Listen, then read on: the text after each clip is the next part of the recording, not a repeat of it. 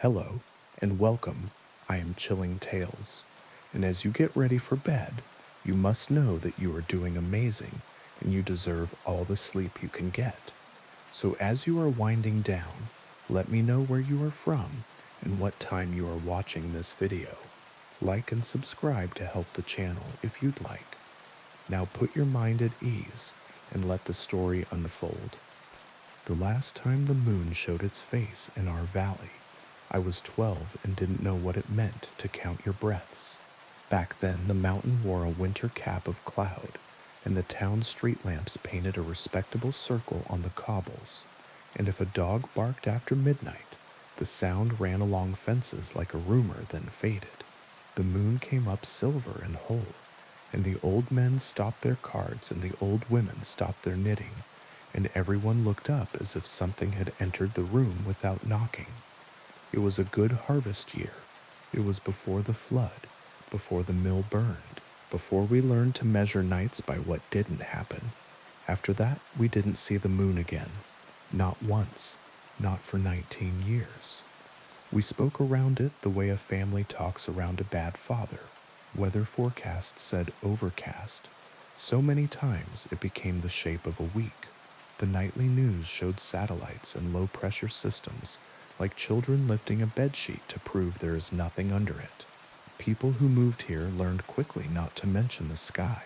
Tourists tried to film the mountain halo and learned quickly their batteries died on that ridge, and their files corrupted with a soft, bubbly noise like water boiling over a low flame.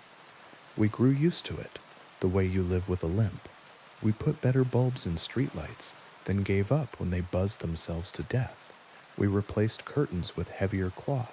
Mothers told babies stories about old moons that lived in picture books with glitter, and toddlers pressed their hands on the foil and whispered like praying.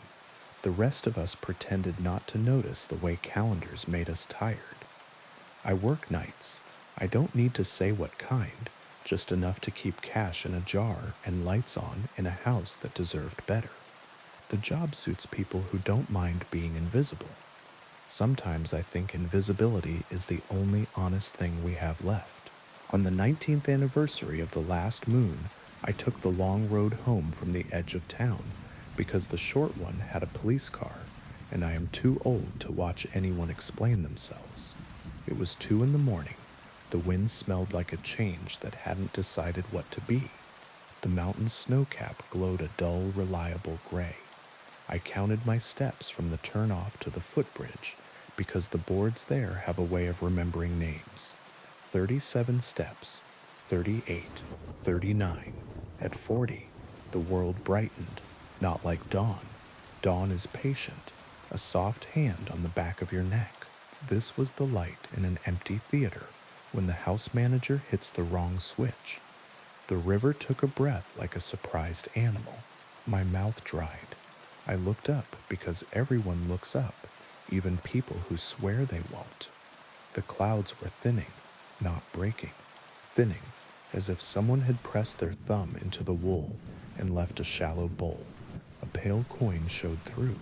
It wasn't much, enough to throw shadows where there hadn't been any, enough to make the footbridge planks admit they were wood and not simply floor, enough to make the hair rise on my arms in a way that remembered being 12.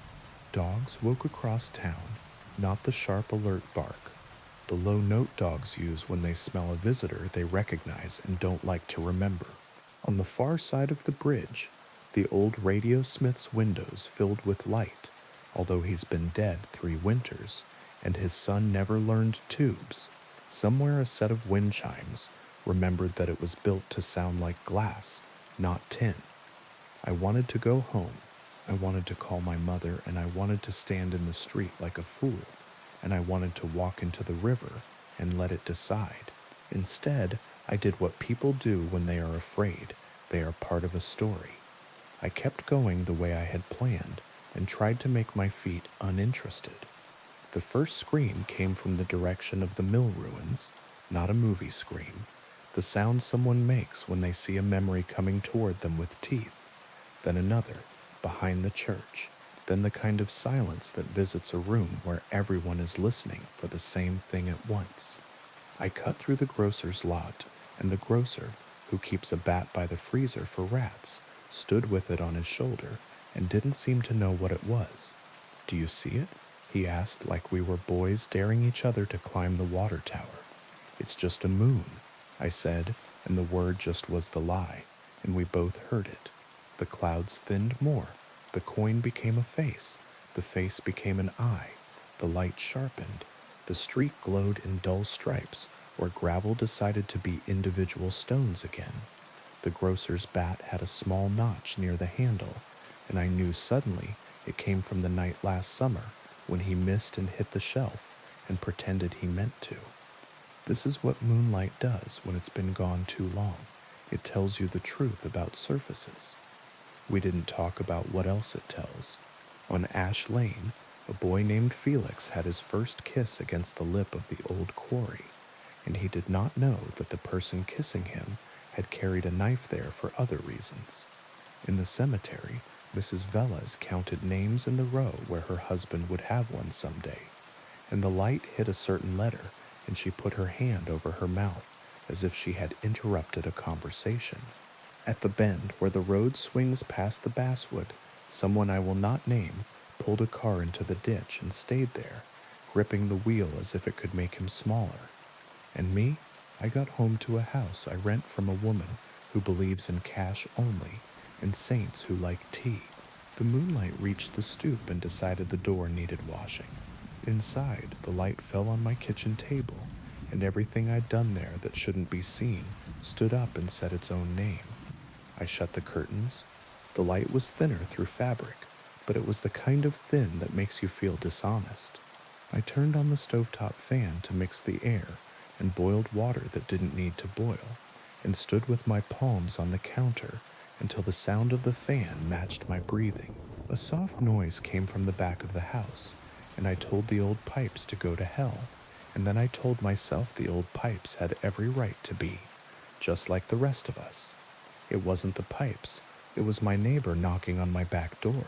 She's a nurse and sleeps when she can, and her hair in a moonlit window makes her look like her mother, which is a complicated kindness. She pressed her forehead to the glass and said, without preamble, "They're calling out the names." "Whose?" I asked, though I knew. "Anyone's. Everyone's. This is Res." She gestured at the sky, then at herself, as if she had forgotten which of us was larger. "You can hear it if you stand in the hall where the stairs used to be. They're saying them like the way the priest reads a list when he's irritated with it. Fast but careful." I went with her because people do. The hallway in her house remembers a second set of stairs the previous owner ripped out to make a long closet, and sometimes if you step exactly where the fourth stair would be, your ankle decides to fold. We stood there shoulder to shoulder and listened to names fall through the ceiling like slow rain. My name was there. So was hers. So was my mother's maiden name, which the town never uses. So was the grocer's dead father. So was a girl none of us had seen since she cut her hair and left before breakfast 13 years ago. We whispered yes when we recognized one, like librarians alone in the stacks. Eventually the list looped, and it was worse hearing it the second time, because then you knew who you were waiting for.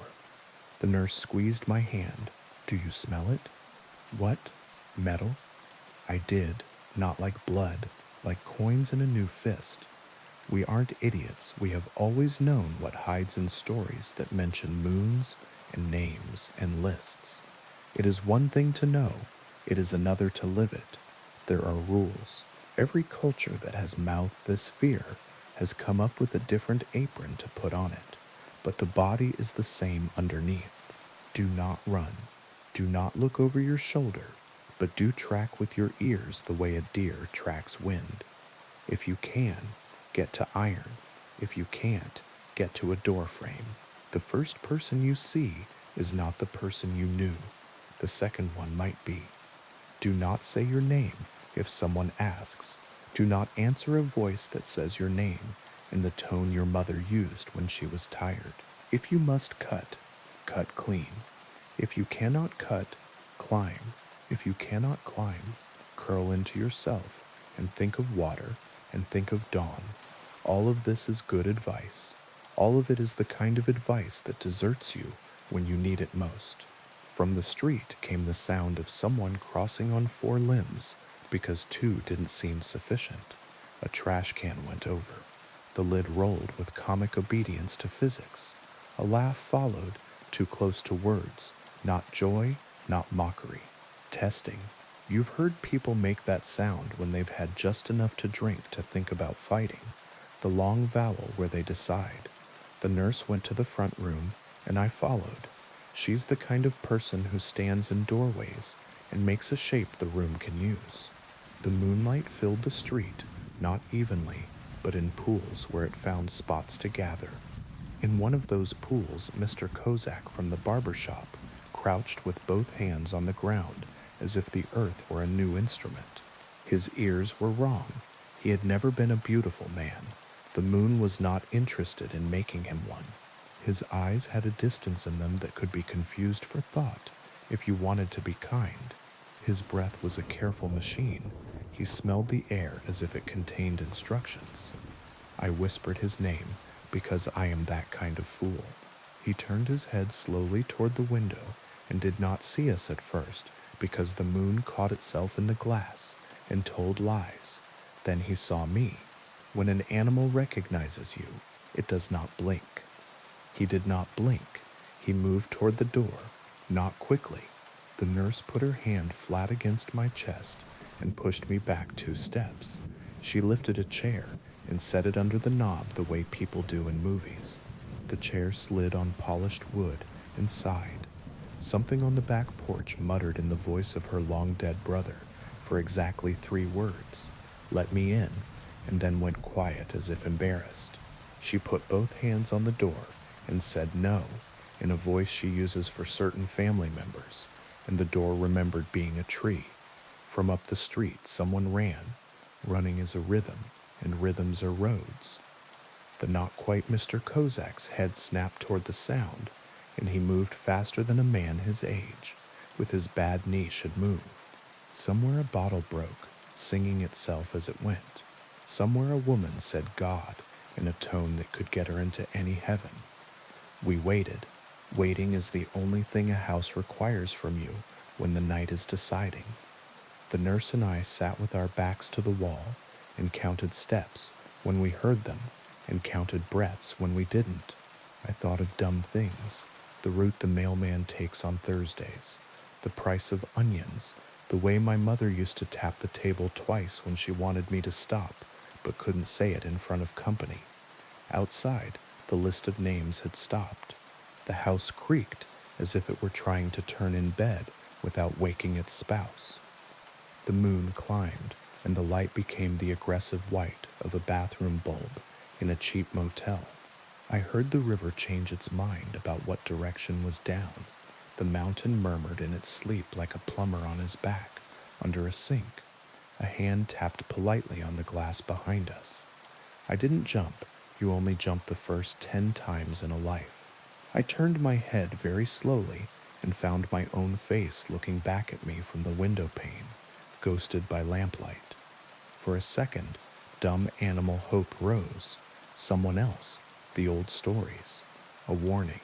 Then my reflection breathed in time with me, and I hated it the way you hate someone who looks too much like a stranger when you catch them in the mirror at 2 in the morning.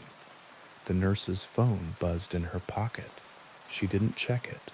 We both knew the battery would show 1%, no matter what it had been a minute ago, and any text we saw would be either a decade late or a few hours early. The first time the moon came back, someone answered a ringing landline and spoke to his mother 2 years dead. He said it was a recording, but couldn't find it again after the night passed. The second time, Ms. O'Hara opened her email and watched new messages sort themselves by age, like a deck of cards with names she had forgotten she'd lost. The third time, a radio station started carrying a baseball game from the year we still had a team. You learn what to pick up and what to let ring. When the howl came, it came from behind the grocer's. It wasn't a wolf's. It was a voice stripped of words. the sound of a person at the exact age where rage is a coat that fits, men who hadn't stood since the plant closed, stood, women who hadn't put their hair up since the last wedding put their hair up, old people bowed their heads, children who'd been born in the dark turned their faces to the light as if something had reached through skin and tugged. The nurse said very softly, "If you have to do it, you do it clean." "I know," I said, and discovered that I did. We didn't go out, other people did. It is hard to write the night because it wrote us. I saw figures cross the street fast enough to leave a second figure behind them, made of light. I saw a shadow detach from a fence and decide it had been wrong about the fence, then return to it with relief. I saw two shapes grapple in the alley like a tangled conversation and then step apart, and one of them wiped his mouth with the back of his hand, and the other smoothed her dress, and they both walked away, and in the morning neither would remember whose house they came from. I slept sitting up, head against the wall, neck at an angle that would punish me all week. I woke to quiet that pretended to be ordinary. The light had softened. The moon had gone behind its old curtain, as if it hadn't been in the room at all. In the street, someone had dragged a hose to the gutter, and the water came out pink and then clear. The nurse made coffee stronger than it needed to be because she likes to test her heart. We went out together, and the town did the thing towns do after disasters. We decided what the story was going to be. The grocer boarded a door that had lost interest in hinges. Mr. Kozak swept his stoop and did not, for the rest of his life, touch his ears in public. The parish ladies collected the names of those who hadn't come home and wrote them on index cards and stacked them with rubber bands in a drawer no one else uses. I walked down to the bridge with a bucket and threw water over the places where footprints looked more like paws than feet, and told myself I was trying to keep the smell down. When someone asked about the list of names from the hall where the stairs used to be, the nurse said radio interference, and the person who asked accepted it because people who live in valleys learn what to blame. That night, the clouds were obedient again. The mountain put its hat back on. Dogs slept like they'd done a job. The river went the way it always goes. We all pretended to be relieved, but relief is a muscle, and if you use it too much, it shakes. 2 weeks later, the light rose again, not as bright. The coin kept its thumbprint. The list began sooner, in another part of the house, this time in the gap where the dumbwaiter once ran. Different order, different names at the top, same careful tone. We didn't wait for the howl. We didn't need to. The town was ready in a way that makes you proud and sick. You want me to tell you it was wolves, that it was a man, that it was mass hysteria, that the mountain houses a frequency that rattles fillings and makes people do religious things and bite. I can't. All I can tell you is what it felt like to live inside a town that keeps itself small on purpose and then watches something bigger put its hand over us and ask us to breathe with it. I can tell you what it is to walk on all fours because the ground has learned your name and wants to hear it the slow way. I can tell you that some people came back with scratches they couldn't place, and some came back with debts they refused to pay, and some didn't come back, and we folded their names into drawers and told the children different stories about where doors lead at night. And me, the third night the moon returned, I went to the bridge early and sat in the shadow where it couldn't find me. A shape joined me there. Not a man, not anything you could elect or arrest. A presence like a posture you remember from someone you loved. It didn't speak. It didn't need to. It smelled like coins and pine pitch and the inside of a new barrel. It pressed warmth into the air like an animal that had lived too long outside and remembered blankets.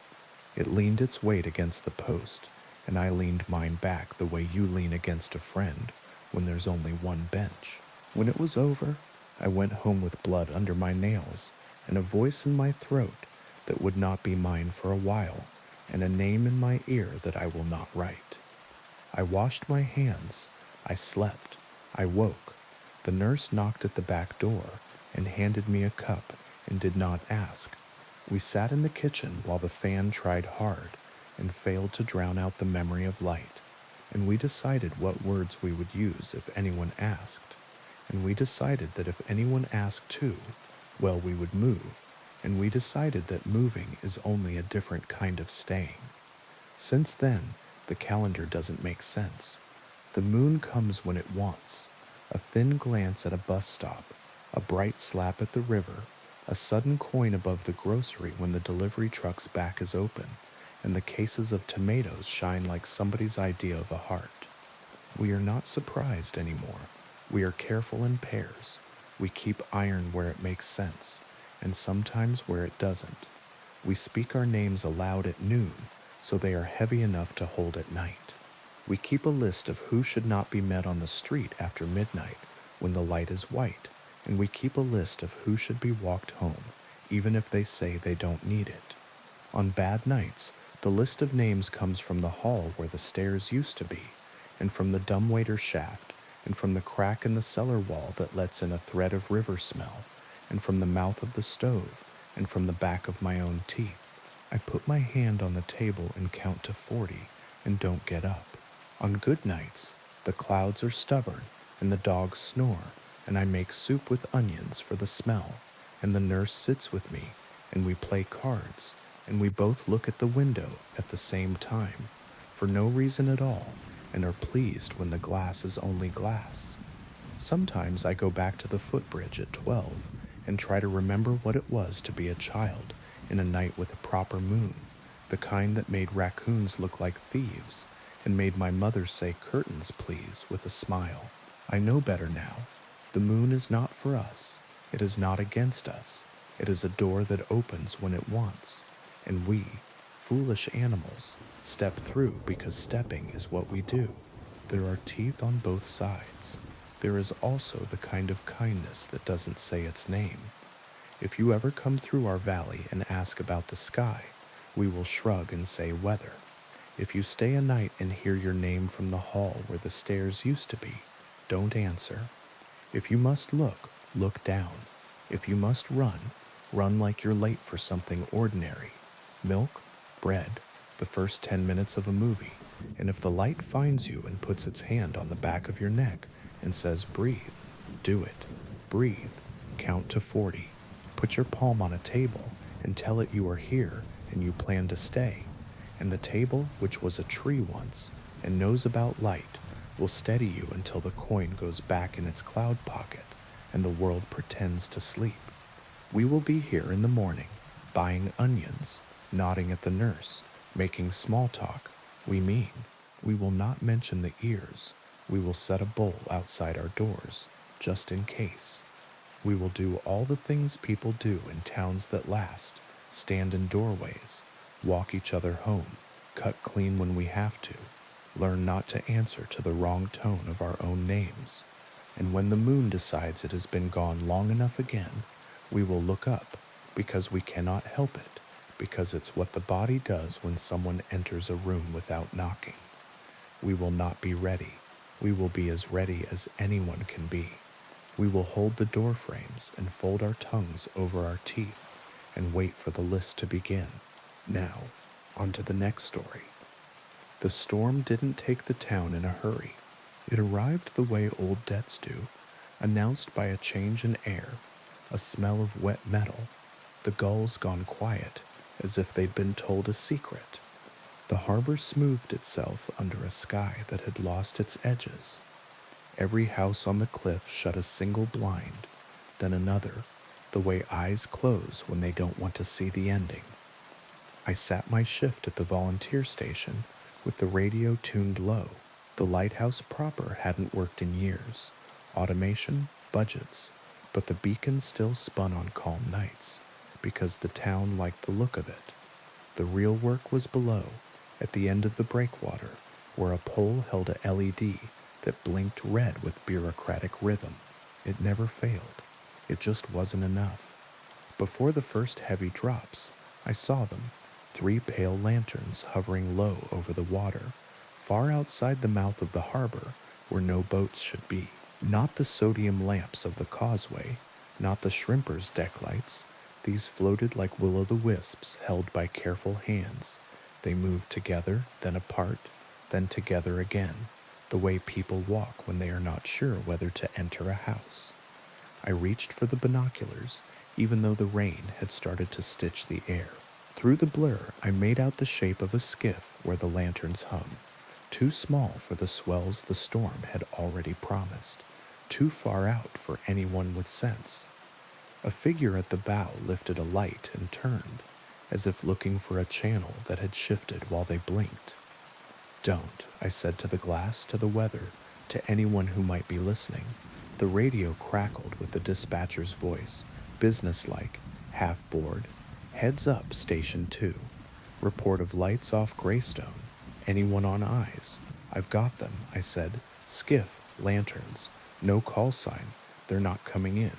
"Not coming in, how?" "They're not finding us," I said, and wished I had a better word for what the ocean does when it reorders maps. The old men at the station call those lights the drowned, not because they belong to the dead, though that's always in the corner of the story, but because they come from the shrine that fell into the bay 140 years ago. It sat where our breakwater sits now, a wooden pavilion built on pilings, a place to leave coins and wishes and thin paper charms that fluttered in wind that had learned manners from prayer flags. One storm took it. The pilings cracked, the floor tilted, the lanterns went under and kept burning where the eyes couldn't see. That's how they tell it, without smiling. Sometimes, on nights like this, the lights rise again and ask the living to remember the way in. I put the horn on the roof and sounded a warning. The low note went out across the water and came back wrong, bent by rain and tide.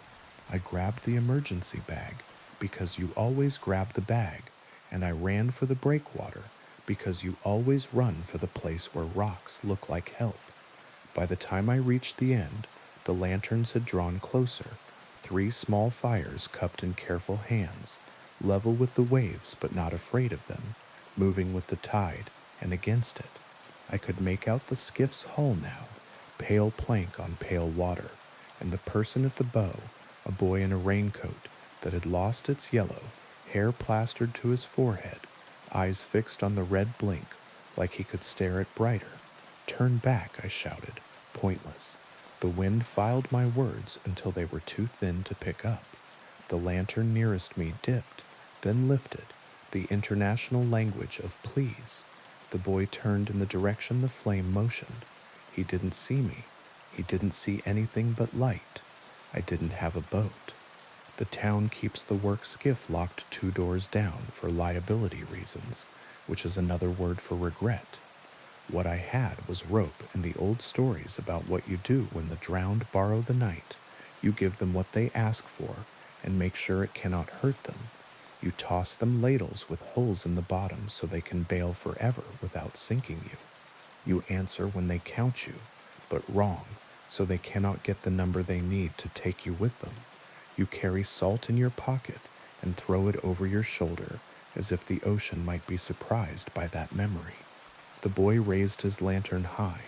It was made in the old way, wooden frame, rice paper sides, a wick that did not mind rain. He swung it toward the gap in the breakwater where the old foundation stones still show under low tide. No gap existed now. The storm had topped the rocks with a single long muscle of water. He stepped forward with the easy confidence of someone who has crossed this way 100 times in a summer that is not this one. "Stop," I yelled, and threw the coil. The line arced, fell short. Another wave lifted the skiff and turned it a fraction. The lanterns shifted to match, patient as nurses. A hand appeared at the stern. Another figure, older, shoulders big enough to carry nets and names. He said something to the boy I couldn't hear. The boy shook his head. The older one looked up at the breakwater with eyes that were neither frightened nor angry, just aware, the way you are when you have taken inventory of your luck and found it insufficient. "Take the end," I shouted and threw again. farther into the shape of the wind, praying the rope would decide to be heavy where it needed to be. It landed against the skiff's port side with a slap that sounded like a door closing. The older man caught it in one hand without looking. He didn't tie it, he just held on, like a man is a cleat until he isn't. The lanterns dipped again, once, twice. The boy turned them toward the break in the rocks that wasn't there, and for a second, just one, the water lifted as if rising to the idea of a channel. The skiff slid in. The rope went taut between my hands and the older man's. It hummed. "Let it go," I called, because the humming had a pitch I knew from the vent above my bed on nights when the wind wants to be a song. "Let it go, and follow me, but the drowned don't let you do both. If you drop the connection, the lights move on, patient, polite, expectant. If you hold the connection, they guide you, and their idea of safety is not yours." The boy stepped onto a rock that had no dry on it. The older man's hand tightened on the rope. The skiff slid sideways and did not lift with the wave that should have lifted it. The lantern ceased to need hands. I don't make heroic decisions. I do the next sensible thing badly and with sincerity. I wrapped the line twice around the iron post at the end of the breakwater and leaned my weight into it and prayed I wouldn't get the older man killed by giving him something to fight that wasn't the ocean. "Turn your light," I yelled at the boy, because light is language, and he was listening to the wrong conversation. "Turn it to me." He did, not because I had any authority, but because I sounded like a shoreline, and he had forgotten how to find one. He swung the lantern toward my face, and for a second we saw each other plain. His eyes were not young at all. Mine were tired. Rain made us both strangers. The lantern's flame licked my cheek without burning. It smelled like salt and something older than oils. I lifted my free hand and shaped the air as if it were a knob.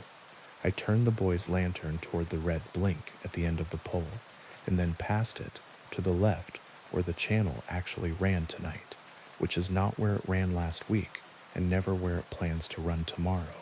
It took him a moment to understand that I was asking him not to follow the light to the light, but to aim the light at the way. The older man read it first. Something in his shoulders changed from resisting to remembering. He shifted his weight. He didn't pull. He held. The rope hummed a new note. The skiff found water that wanted it. The three lanterns moved to match, one leading a fraction, one flanking, one hanging back as if to count. The boy held his higher.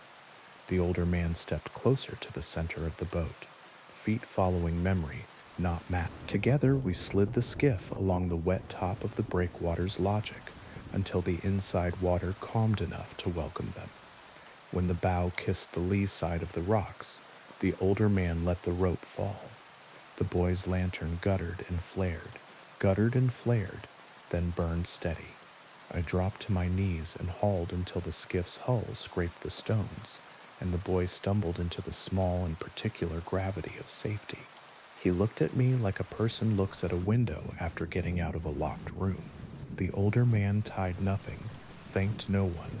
He was the kind of grateful the ocean approves of. Quiet, practical, already attending to the next thing. Behind them, outside the mouth, the three pale lanterns hovered a moment, then drew apart, then sank, slowly, as if reluctant to leave a conversation they had almost finished. The surface closed over them, as cleanly as a lid. The red blink resumed its rhythm. The storm decided to take itself more seriously, and began. We brought the skiff up the inside of the wall in quick, small pulls, the boy carrying his light like a child carries a cat, possessive, careful, reverent to a degree that does not admit reason. When we reached the inner dock, neighbors gathered in that way, small towns do, all at once and out of nowhere, with blankets and questions. No one asked about the other lights. They knew better. Someone pressed a mug into the boy's hand. Someone else clapped the older man's shoulder and missed the way he flinched. Later, when the radio had finished with its relief, and the checklist had been checked twice, and the rain decided to become a wall Rather than a suggestion, I went back to the end of the breakwater alone. The surface outside boiled with white, in patterns only the old men could name. Somewhere under that muscle lay pilings that had once held the shrine, lantern hooks that had once held prayers, paper that had once held names. Somewhere under that, older still, lay the reasons any of us ask the sea to let us cross it, and the sea's slow answers. I tossed a handful of salt into the air because it was in my pocket, and because superstition is a promise you make to everything you can't fix. The wind took it and returned a little to my face, which is the sea's way of saying in you. The next morning, the boy's mother found me at the station with a pie and a letter in bad pen. The pie was necessary, the letter was not. It said nothing about lanterns. It didn't mention the way the rope hummed. It thanked me for being outside when someone was lost. He kept the lamp, she said, when I asked. His grandfather says it's ours. The older man was the boy's grandfather. Then, of course, carrying a skiff through rain is a heritage. He stood at the door while his daughter spoke. He didn't look inside. His hair had a new white in it, the kind storms paint when they need to leave a record. You'll see them again, he said flatly. Not a threat, a weather report, maybe for us, maybe not. I nodded. The pie smelled like cinnamon and apology. My hands ached where the rope had asked questions they answered poorly. Some nights, long after the breakwater dried and the pole blinked and the beacon on the hill spun out of nostalgia, the three pale lanterns return and hang far outside, polite and patient, asking to be followed by anyone who has a reason. I keep rope near the door. I keep salt in my pocket, not because it changes water, it doesn't, but because it changes me slightly, and that seems to be the bargain. If the lights want me, they will know my name the way the fog did. I will choose to stay, then choose again and again until the choice gains weight. If you see old light on new water, aim yours at the way, not the flame. Throw holes to the hands that ask, don't count correctly. And if a lantern rises dripping from a place where wood should not remember fire, treat it like a neighbor and not like a sign. The shrine still burns down there. Some prayers take longer to finish than others.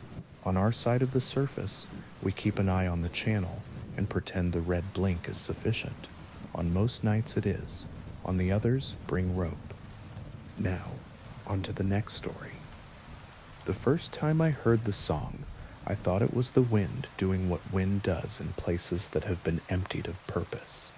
The old quarry, everyone in town called the Hollow, had been shut for decades, a bite taken out of the hill and never chewed. I camped there because I was cheap, tired, and too proud to admit the motel's flickering vacancy sign made me nervous in a different way. By day, the Hollow looked like ruin with a view. Rusted cables drooped in lazy parabolas. A shattered conveyor belt lay like a peeled road. The pit itself dropped in terraces of stone, the color of old teeth. Every ledge filigreed with scrub that had no interest in my opinion. By night, the edges lost their lines. The dark poured down and held still. I ate from a can, read by headlamp, until the words turned into ants, and slept hard enough to forget there was anything to be afraid of. Sometime near midnight, I woke because a voice was humming, not close, not far, the way a refrigerator hums felt before it's heard. It threaded the air with a tune more shape than melody, like the tale of a lullaby after the words fall off. I lay very still and listened to the tent fabric do its small shivers. The hum bent upward and down, then paused on a note that tasted like cold metal. I unzipped the flap an inch. Moonlight lay on the quarry floor in pale ribs. The wind moved in careful hands. Down in the pit, fog had gathered, where there had been no fog when I went to sleep. It was not rolling or rising. It was waiting. The tune changed. It tried my name. Not a perfect pronunciation, just the outline of it, like a stranger who has read it once and risks it anyway. My skin lifted as if a temperature had dropped inside me, that the air would get around to later. I closed the flap and told myself that sleep folds strange sounds into the shape of whatever you fear most. The second night, in a motel 20 miles away, the vent above the bed hummed the same melody. A woman's voice, high and even, like a mother who has rehearsed calm.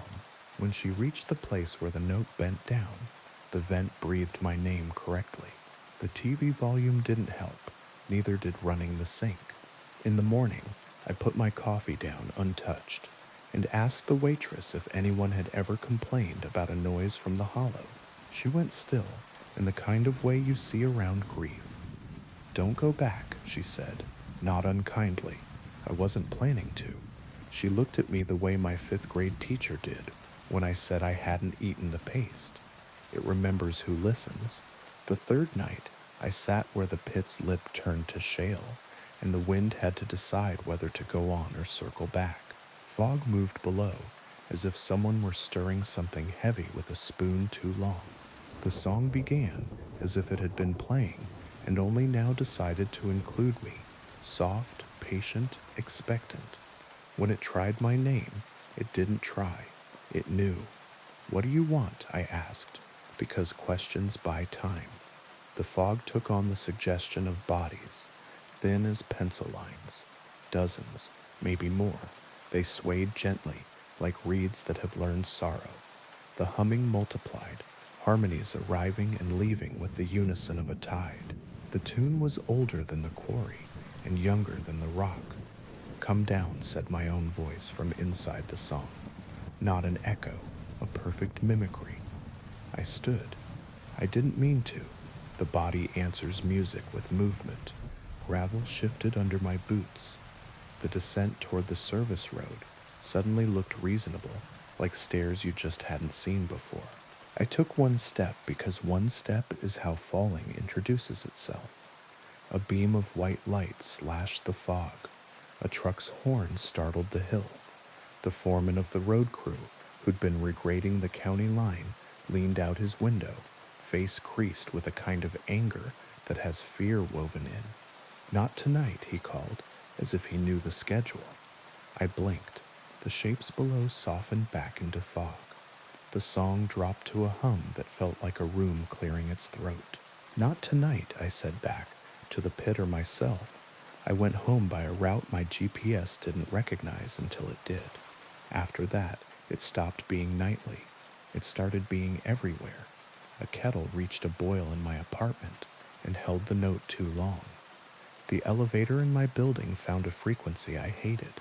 A woman on the train hummed under her breath, a melody that made me stand between cars for the rest of the ride. No matter where I went, the same cadence threaded the day. Up, down, hold, my name, a plea that wore politeness like clothes. I avoided sleep and then wanted it desperately. I smiled too wide while people talked. I began to look at storm drains as if they were mouths. The voice in the vent grew bolder. I taped a towel over it, and it hummed through cotton. I put my head under a shower, and it built itself from the water. I asked the town historian, because historians sometimes say the wrong thing and save your life. He used words like scrip and company store and accident, then shifted to softer ones: collapse, widows, unrecovered. He said the pit had a second dig in the 20s, quiet, off the books, below the level where the ledge had broken years earlier. He said they'd chased a vein past where the engineers would sign, and the tunnels got narrow, and the men got small in the dark.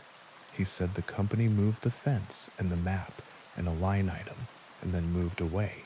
He said no one ever heard rocks landing when they threw them in to test the depth.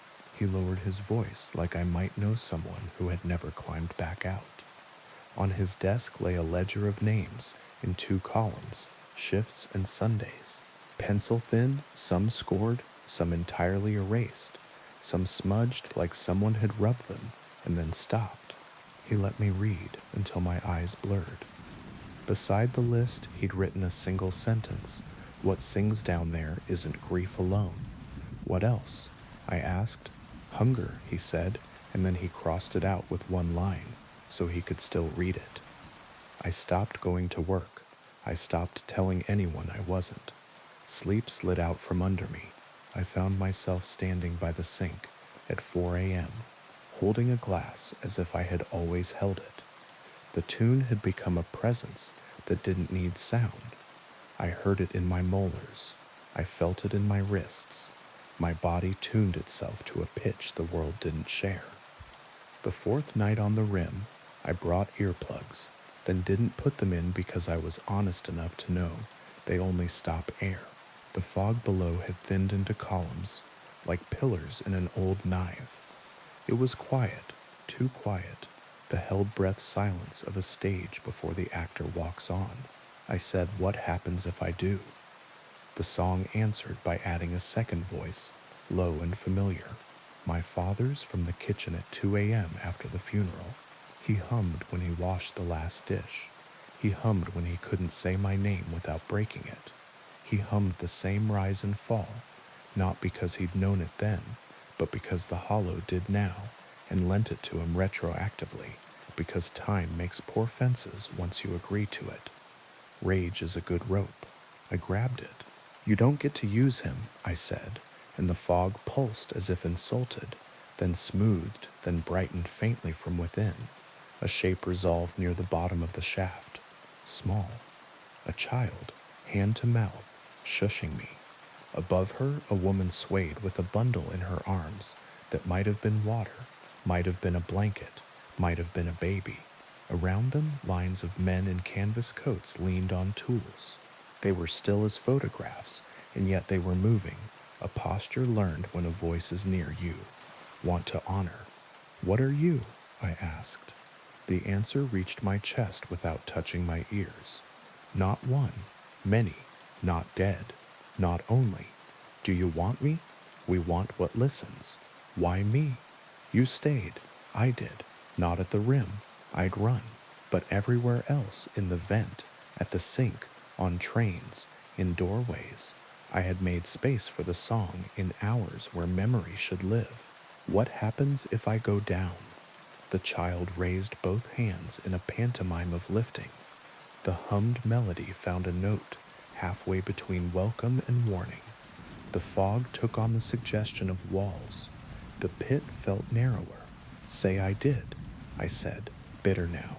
"Say I step, say I slip, say you sing me into a path I can't see, and I crawl on my knees so my hands can learn the turns by how the stone jogs at the seam.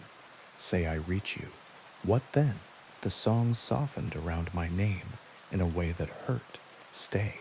And if I don't, we will sing from where you sleep." Thunder rolled far off, not from clouds but from the spine of the hill. A rock loosened and fell. It took a long time to become smaller. I didn't hear it land. The road foreman found me crouched by the pit at dawn and squatted the way men do when they would like to offer you dignity. He lit a cigarette and let it burn in his hand. "My grandfather," he said, after the silence had become something you could stand on, "is just fed shift. Long time ago. The old men still spit when they say it." He came home with white in his hair and red in his eyes. He woke up nights and said there was a fine sound under his feet, sweeter than a fiddle, and if he could only get back to it, he would be righteous in the morning. What happened? Nothing for a while, which was the problem. He was no good at anything but being near the edge. Then one June he walked back. Folks watched him go and practiced the story of how they tried to stop him. He didn't fall. The foreman pinched ash into a small, neat pile on the gravel. "Not exactly." "What do you do when you hear it?" I asked. "Pour coffee," he said. "Walk away from anything that rhymes. Don't hum to yourself, not even happy. A song's a hook looking for a jaw." I laughed, then cried, which are the same motion with different names. "I think it likes me." "It does," he said kindly and without comfort. "It likes everyone it can make a chord from." For days I practiced forgetting. I slept with a loud fan. I left the TV on an infomercial at volume 3. I practiced speaking aloud to my plants in ways that did not sound like a tune. When the vent sighed, I put on rain sounds and refused to notice if they found a key. I walked city blocks that had corners. I stood in crowded places and let other people's noises press in. The song learned my schedule and went looking for paces I had not worn yet. It found the laundromat at 3 a.m., where machines do a kind of whale song if you let them. It found a stairwell that multiplied footsteps. It found the second stall in the bathroom at work, where a crack in the tile made a reed sound when the door closed. It is hard to unteach your ears. It is harder to take the voice in your head that says this is for you and tell it, not tonight, and then not tomorrow, and then not again until tomorrow grows a rind. The last time I went to the hollow, the air over the pit was very clear, the way air gets after a storm chooses elsewhere. No fog, no suggestion of bodies, no sound. The quiet was bigger than my name. I sat and hung my legs over the drop like an idiot at a swimming hole. I spoke in prose. I recited recipes. I said the alphabet in threes. I told the quarry the names of my teachers in order. I told it the worst and smallest things I'd done, the petty meannesses that collect like grit in the bends of a life. I did not sing. At sunset, when the sky went bruise-colored and the first bat practiced the shape of a turn, a note rose from below like a hand.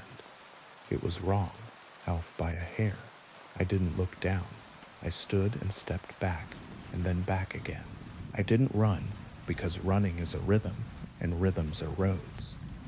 I moved to a place with traffic and bad saxophone on subways, and neighbors who play two-note doorbells. I kept my windows open so the street could fill me. I learned other sounds. I hummed nothing. I listened to talk radio, to sports, to my idiot upstairs neighbor who screams laughing at 2 in the morning. My father's voice stayed where it belongs now, on the other end of a saved voicemail I won't delete. When the kettle catches a certain pitch, I lift it off, let it cool, and set it back down sideways so it will remember to be water. Sometimes, in the middle of a crowded day, a truck backing up will hit the interval just right, and my mind will walk to the edge. Sometimes I wake and hear the vent breathe one note too long, and I put my palm flat to the wall and tell it a list of groceries until the list runs out of tune. Sometimes I hear my name from a mouth in a room I'm not in, and I say, not tonight. The hollow is a place where stone remembers a choir. It is also a habit in the body. It will be, forever, one of the ways I could end. I think of the child who raised her hands. I think of the foreman's grandfather, righteous in the morning he never reached.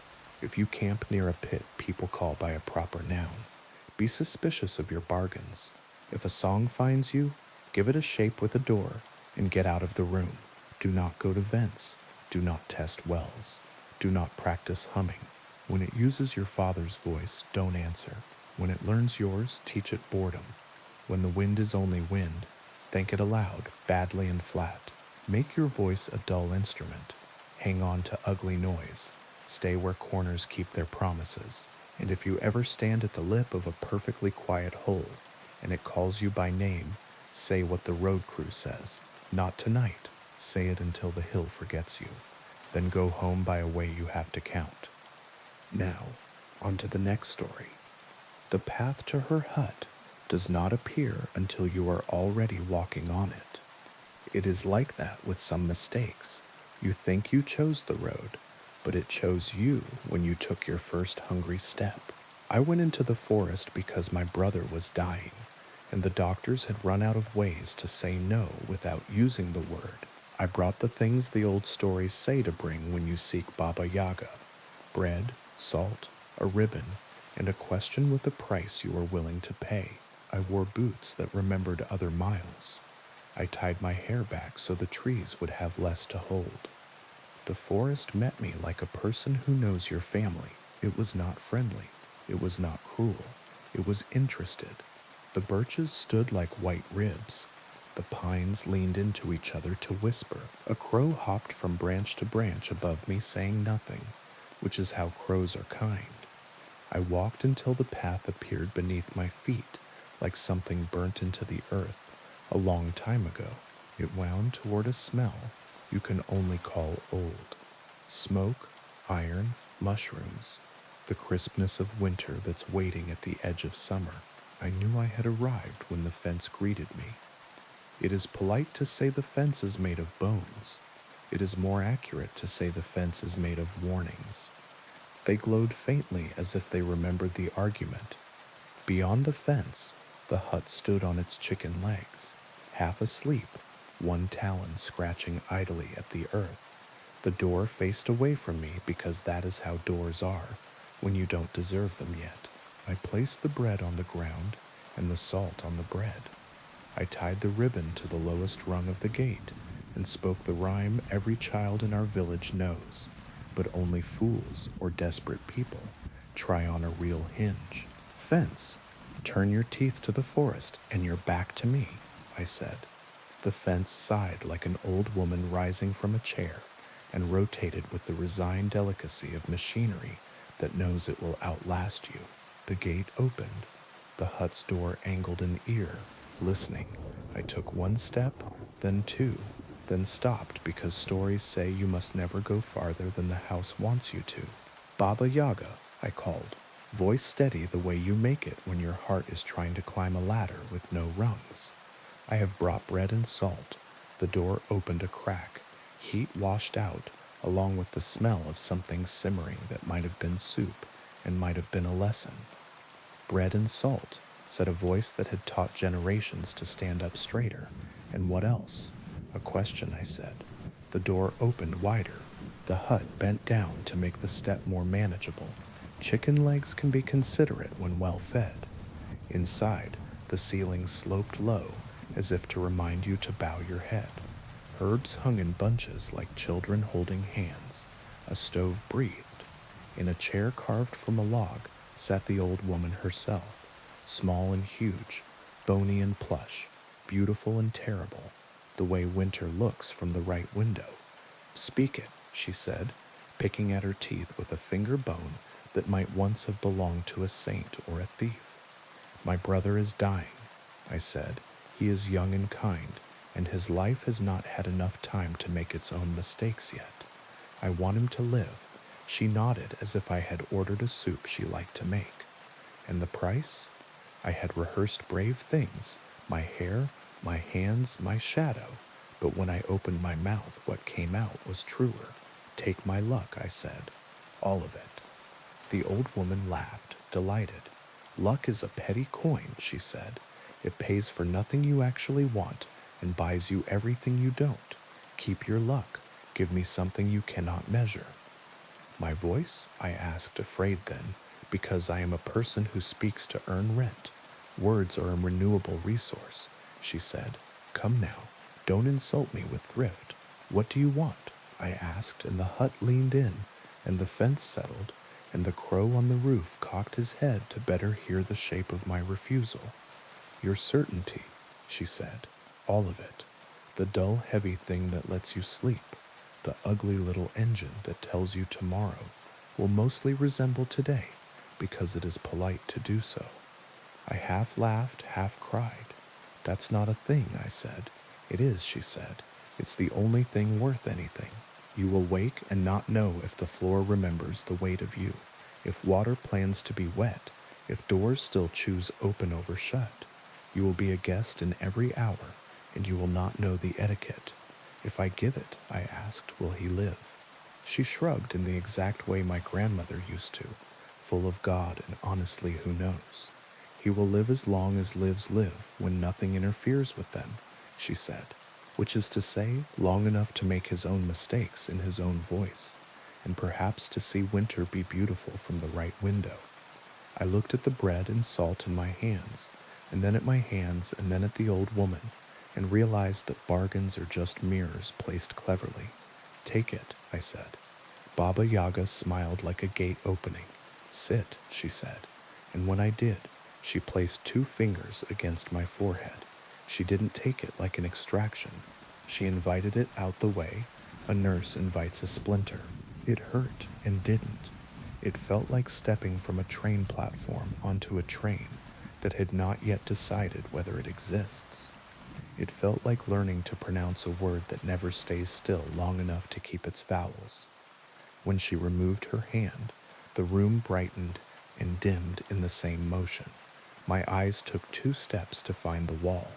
"Go home," she said. "Carry bread back. Feed your brother. He will be hungry after life returns to him." "What do I owe?" I asked, because my mother raised me to write thank you notes. "You already paid," she said, and the fondness in her voice was almost cruel. "Now go before the hut decides to nap." Outside, the forest was less a place and more a suggestion. The path led me and did not. The fence rotated back to show its teeth to me, which is neighborly if you think about it. The crow flew ahead and then behind, and then sat on my shoulder briefly to remind me that I now belonged equally to before and after. I made it home by remembering and forgetting at the same time. The house was a question mark when I reached it. The door felt surprised to see me. My brother lay in his bed, breathing like he was trying it for the first time. He woke at dusk, hungry as promised. He ate bread and salt and soup and the rest of a chicken he apologized to with every bite. He slept like a new road, straight, with a little curve in exactly the right place. I went to pour water and watched it hang between pitcher and glass for a long, thoughtful moment before deciding to fall. The floor and I negotiated. Stairs introduced themselves at the top and were new at the bottom. I laughed and cried, and laughed again, because anxiety is just awe wearing yesterday's hat. Days became possible in a sequence that refused to admit it was a sequence. Good. Let them refuse. My brother grew, then went back to the work of living. He asked me what had happened. I told him, a hut, a fence, a woman who knew where to put her teeth. He believed me because certainty had leaked from our rooms and left space for belief. Twice a month I go back to the forest with bread and salt and a ribbon. Sometimes the path appears under me, sometimes it doesn't, and I end up sitting on a stump talking to a mushroom that looks like a chair. On the days I find her, Baba Yaga feeds me soup that tastes like remembering the name of the first person who made you laugh. We talk about crows. I bring her stories that don't end. She likes those best. Once I asked her if certainty ever grows back. She shook her head.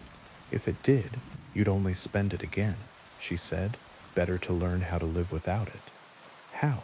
I asked. She gestured at the door that hadn't been there a moment ago, and was now the only door in the world.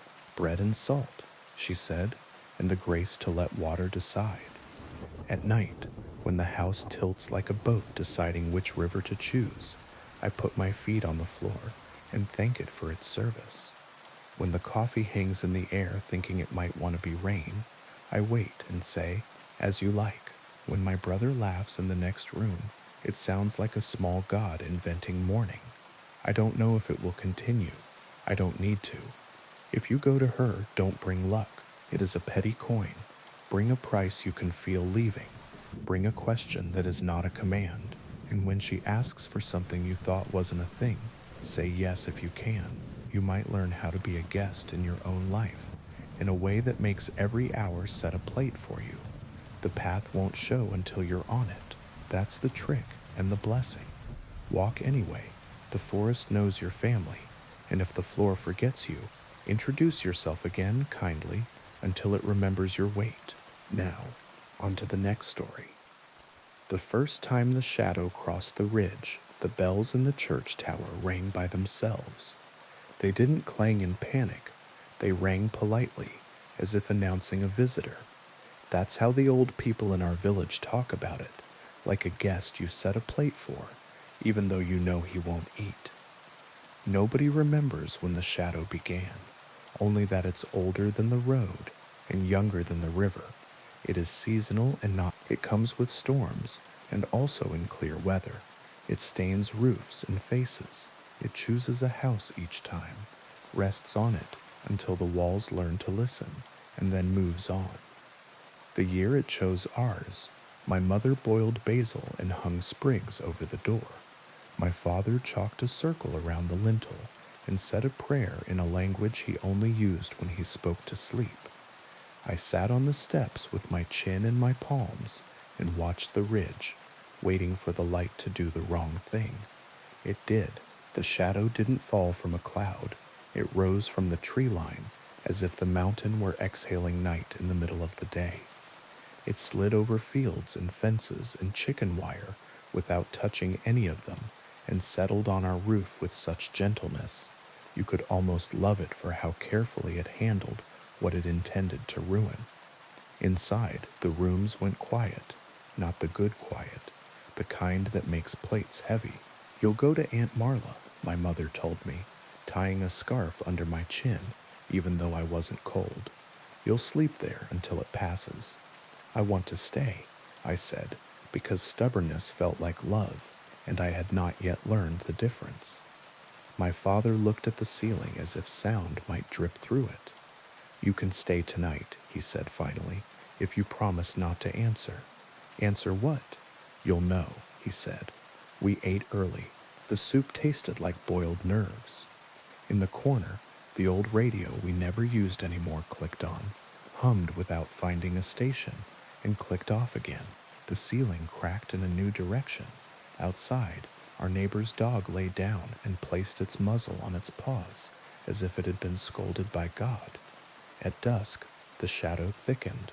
It doesn't grow darker the way evening does. It grows denser, as if it's collecting itself for a thought. When full night came, the house stopped pretending to be anything but a mouth. We bedded in the front room. My mother slept with her shoes on. My father leaned against the wall with his eyes open, as if blinking were an invitation. I lay on the couch and counted the boards in the floor. It was easy math until it wasn't. Some boards doubled and others vanished, and I accepted it because one night is a long time to argue with wood. At some hour that will never belong to a clock, a knock came at the door. Not the door to the street, the door to the attic. We don't have a door to the attic. We have a pull string and a hatch that groans when you ask it to remember you. But that night, a door stood beneath the hatch, painted the exact color of our hallway, trimmed to match our house, fitted with a knob that reflected nothing at all. 3 polite knocks. My father shook his head at me before my muscles could decide to move. Don't answer, he mouthed. My mother crossed herself with a 4th finger I had never seen. The knocking came again, the polite rhythm that says neighbor, not stranger, that says help me move a chair, borrow a cup of sugar, tell me a story, let me in. I hear you, a voice said, muffled by wood and distance. I know you're awake. It wasn't a beggar's voice. It was the voice you use when you've arrived precisely on time to a place that owes you something. Who is it? I asked without saying the words. My father's face told me he heard them anyway. Don't answer, he said aloud, very softly, perhaps to the room, perhaps to the shadow, perhaps to whatever kept track of debts. We breathed together. The house breathed with us. The door to the attic waited the way a lake waits for movement. I remember you, the voice said, and the trouble with memory is that it makes liars out of gods and men. We were nobody to be remembered. We were a family with a leaking roof and a fence that leaned, but the voice said it the way a teacher says a name at roll call, as if attendance mattered. My father stood. The chalk circle around the lintel wasn't meant for attics, but he placed his palm there anyway, like a man checking his own temperature. This house is full, he said. Try the next. The voice made a sound like paper turning. This house is owed, it said. It has been owed since before your walls learned how to stand, since before your door decided which way it wanted to open. My mother reached into the stove with bare hands and drew out a coal that didn't hurt her. She placed it in the iron dish we use for salt on feast days. Its light was small and stubborn. It made the corners of the room sit up a little straighter. You can pass, she told the voice. You have our permission to cross the courtyard and leave our roof. The shadow doesn't ask permission. the voice said, and it would have sounded arrogant if it hadn't been so terribly true. The knob turned, not quickly, as if whoever stood on the other side were learning the shape of our handle. The door didn't open. The door learned patience. From the street came the sound of someone walking. One person, then two, then more, a procession of feet that didn't hurry and didn't drag. Shadows slid under the crack beneath the attic door, long and thin and jointed wrong. They hesitated at the edge of the rug, as if the loom had laid a spell when it lifted its last weft. "Don't answer," my father repeated, closing his eyes as if that could close other things. "It will leave at dawn if you don't answer." "What if someone answered before?" I asked. "What if the shadow expects courtesy? Then the debt is kept," he said, and we sit with it. He didn't look at me when he said it, because my face has always told the truth, and he needed, just for a second, to pretend otherwise. Ours became a rope we held on to. The voice spoke sometimes, and sometimes the feet spoke instead, and sometimes the house answered with little sounds houses make when they are thinking of settling. The coal dimmed and brightened like a heartbeat. My mother touched my hair every time the light weakened, as if to count me. Near morning, the knocking stopped, not because the voice surrendered, because the shadow moved on. It lifted from our roof with offended dignity and slid to the house across the lane, the widow's place with the blue shutters and the fig tree that never fruits. Her light came on, it went off, it came on again. "We should go to her," I said. "We should not," my father said, and for the first time all night his voice carried authority that had nothing to do with fear. We were spared by not answering. "Don't spend your mercy like coins." We slept in the day and woke sick with the particular guilt of people who survived at someone else's expense. The widow didn't open her windows for a week. When she did, the shutters hung crooked, and her fig tree had grown 3 new branches in the shape of fingers pointing at our roof. At market, the old women told me what they tell all children who watch too closely. The shadow is old. It remembers promises we forgot. It eats lies. It eats kindness, too. If you leave it uncovered on a table, it will take what is first offered, and if nothing is offered, it will take the one who asks what it wants. I brought bread to the widow, left it at her door, knocked, and ran the way good intentions run when they know they are late. That night, the shadow chose the house at the far end of the square, the one with the new paint.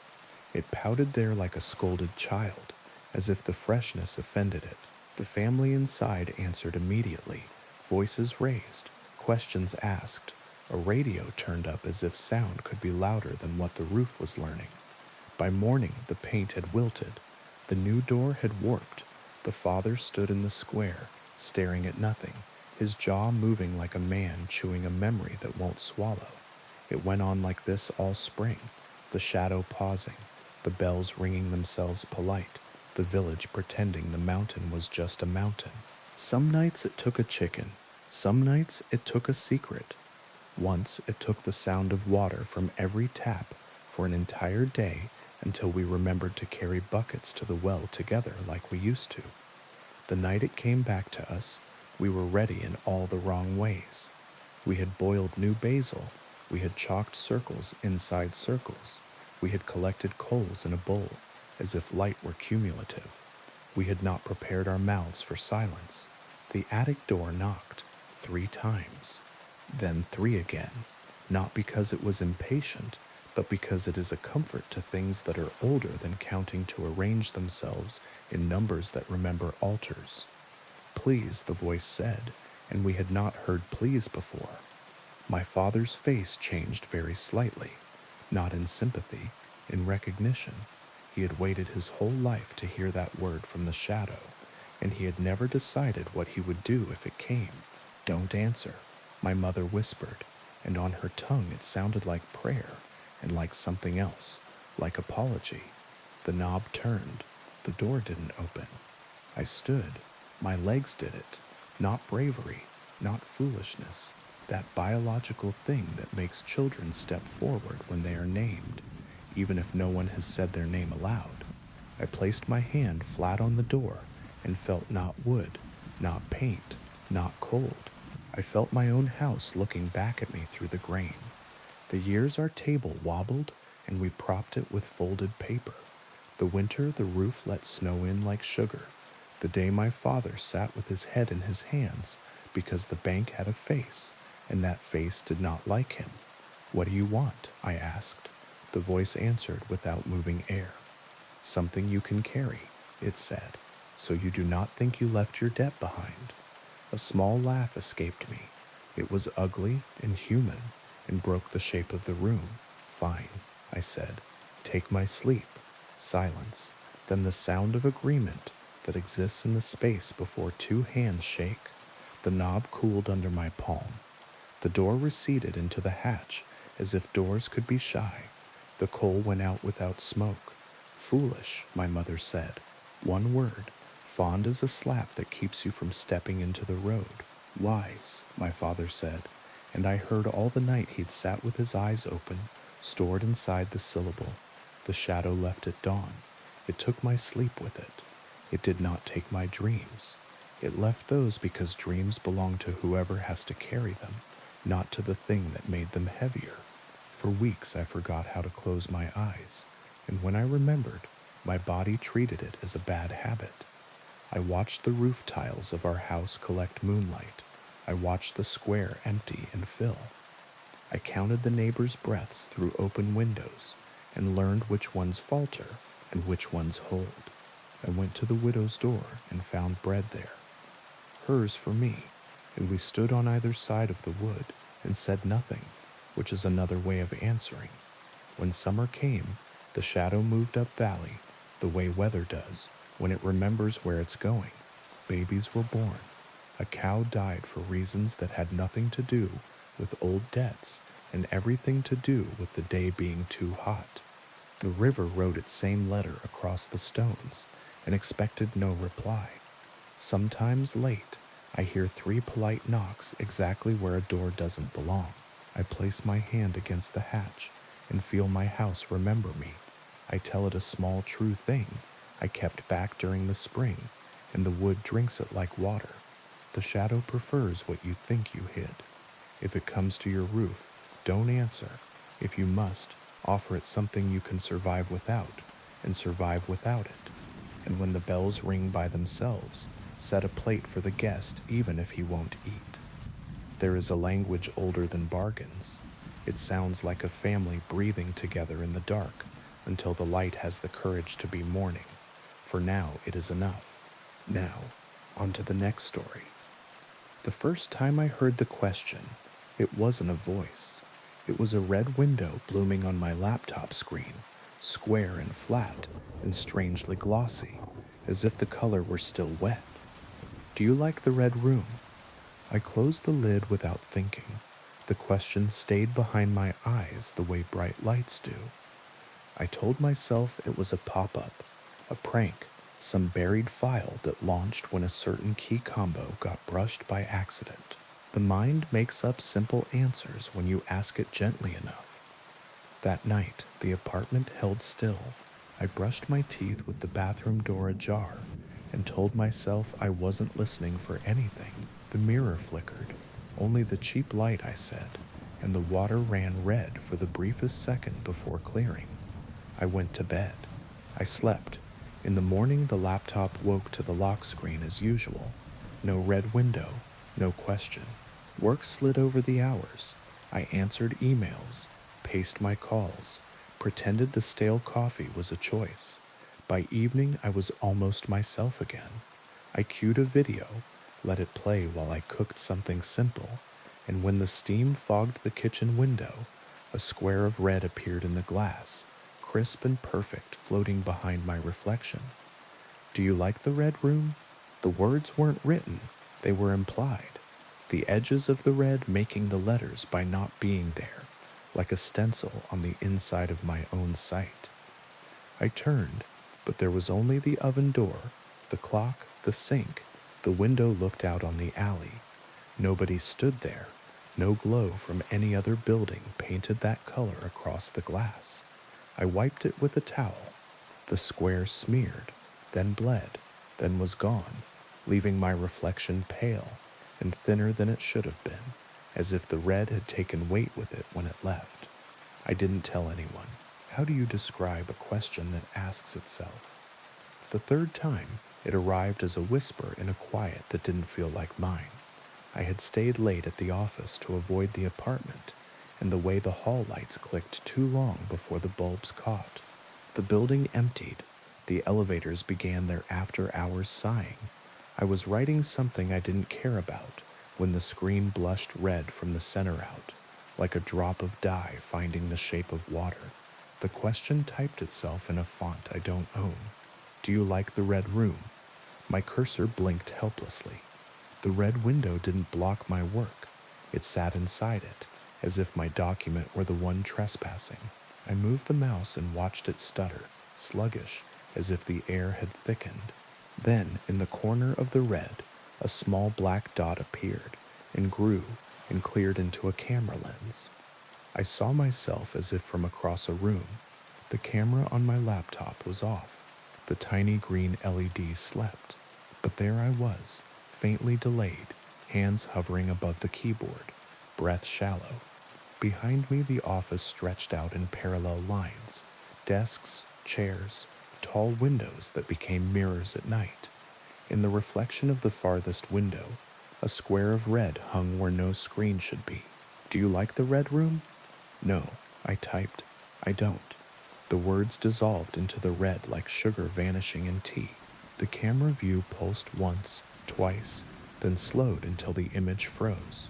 My own frozen face looked back at me with a little skepticism, as if I had said the wrong thing. When the red finally receded, it did so by degrees, as if a hand were pulling it away from inside the glass. I shut down. I went home. I left the laptop on the kitchen table, like an animal asleep in the sun, and lay on the couch with every light on. The hallway bulb outside buzzed in a way that made the silence inside feel crowded. Past midnight, my phone buzzed against my hip, unknown number. I let it go to voicemail because the unknown is easier if you give it a box. The notification popped up. I pressed play, telling myself if it was a scammer, I'd be angry. Anger is a railing you can hold in the dark, static. Then a small, curious voice, close to the microphone in the way that means the room behind it is very large. Do you like the red room? I hung up. The phone rang again immediately. Same number. I pressed decline. It rang again. I turned it off and set it face down. From the kitchen table, the laptop chimed the sound it makes when someone starts a video call. The lid was closed. The chime happened again and again. I stood very still and waited for my breathing to match the room. No, I said aloud, though nobody had asked. I don't like it. The apartment swallowed the word like a mouth that doesn't intend to chew. When sleep came, it did so sideways, like a car sliding into a space too small. I woke to a knock, 3 precise taps at the door, as if whoever stood there had been taught manners a very long time ago and nothing else. The peephole showed me a slice of hallway, the opposite wall, the exit sign bleeding its red into the dim. No one stood outside. Still, the air held the shape of a presence that had recently left and might be waiting only for me to stop looking. In the morning, my laptop lid had shifted a fraction, as if a careful hand had considered lifting it and stopped out of politeness. The screen woke on its own when I passed. The red window blossomed without preamble. Do you like the red room? I nodded. I don't know why. Maybe acquiescence buys time. Maybe saying yes to a question does not mean yes to the consequences. I nodded and said, very quietly, yes. This time, the red did not recede. It deepened, a color you could step into if you forgot yourself for a moment. Words scrolled up from the bottom of the square, the way credits roll, white on red, names of rooms written as if rooms could be titled like songs. The waiting room, the listening room, the room where you learn not to turn around. Each title had a small thumbnail, just a darker shade in a different corner, so that if you stood back, the whole looked like a tiled wall, 100 doors pretending to be a single one. The cursor slid without my hand.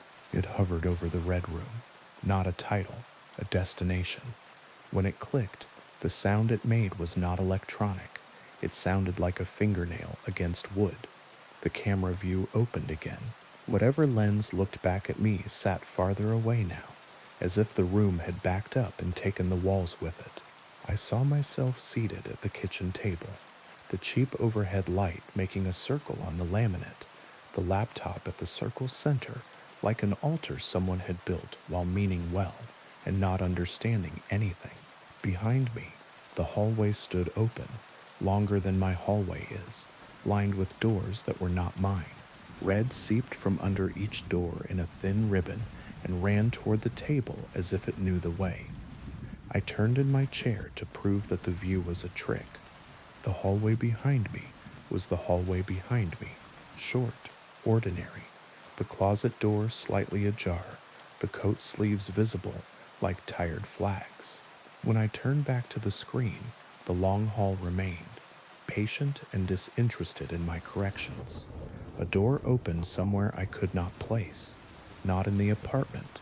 I know the sound of my own doors. This sound was older. It contained the weight of paint over paint, of secrets dried into the grain. Footsteps followed, soft as someone walking barefoot over remembered carpet. They came from the screen. They moved toward me from inside the red. "Who are you?" I asked, because no answer is the same shape twice. The footsteps stopped. A shadow formed at the edge of the camera view, very tall and very thin, as if a person had been stretched to fit a frame too narrow for anything human. When it leaned, the red brightened. I felt heat on my face as if I were close to a fire that has been burning in the same hearth since the house was younger than its foundations. The voice was close to my ear and also very far away, like something spoken down a speaking tube between floors. "Do you like the red room?" "Yes," I said, because the truth was irrelevant and manners mattered to whatever this was, and because the word yes keeps you moving in a conversation that wants you to stop. The red unfolded. The kitchen disappeared and remained. Both. I was still at my table and also standing in a room with no corners. The walls curved in on themselves the way an eye sees the inside of itself if it forgets to blink. The red had depth without distance. I tried to judge its size and lost count of edges. The only furniture was a chair, exactly like mine, placed at the exact distance you place a chair if you want a person to sit without asking permission. On the chair lay a small white card with black writing in a hand that understood both patience and hurry. Sit. I did. The chair was my chair. The red breathed. The card turned itself over and became a second card with a second word in the same hand. Confess. I don't have anything, I said. I'm ordinary. The red deepened. A third card appeared on the table where my laptop should have been. Confess. To what? To whom? My mouth worked. The first thing that came was something small, the kind of sin dull enough to pass the time in a stranger's ear. I don't answer calls from unknown numbers, I said, even when I know it might be someone I love.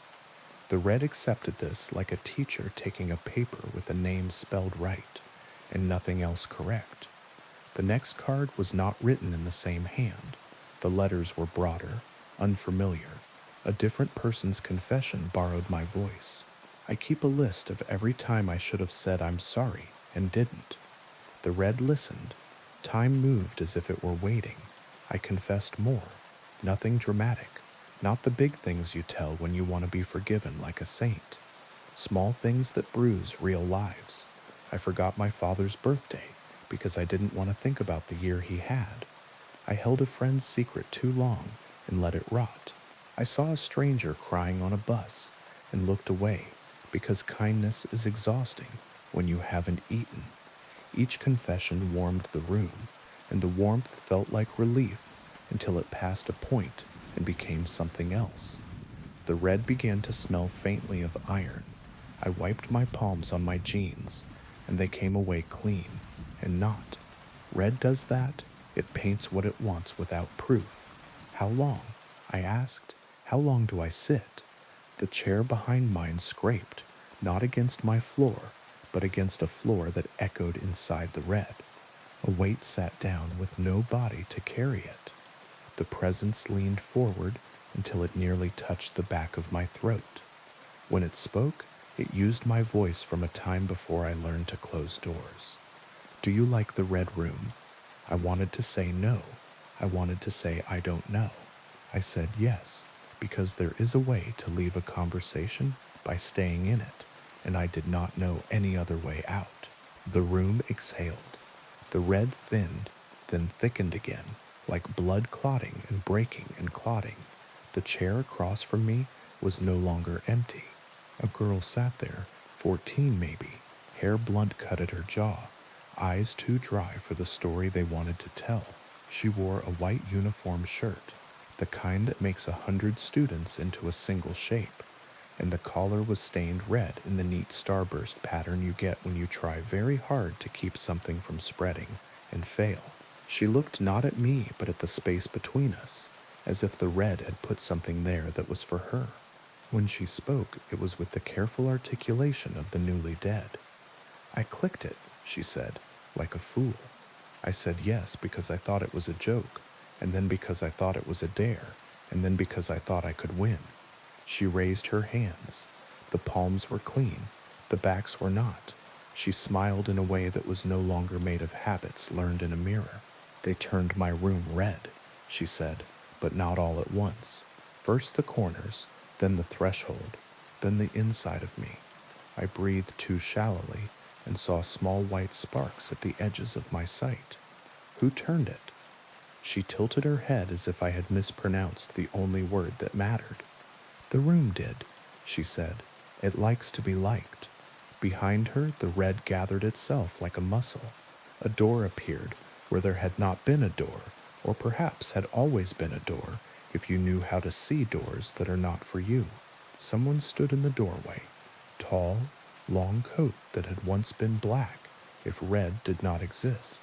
A hand held the door, the way a hand holds a promise it intends to keep, whether you asked for it or not. The face did not belong to any person, not because it was monstrous, but because it was perfectly polite. The sort of face that never gets noticed until it never forgets you. Don't turn around, the girl said, and her voice sharpened for the first time. Listen to me. Do not turn around. If you look, it likes you more. The presence behind my chair leaned closer, as if I had invited it by acknowledging it. The smell of iron strengthened. The red around the corners of the room pulsed in time with my heart, and my heart began to listen to it the way a foot falls into step with a drum on a road.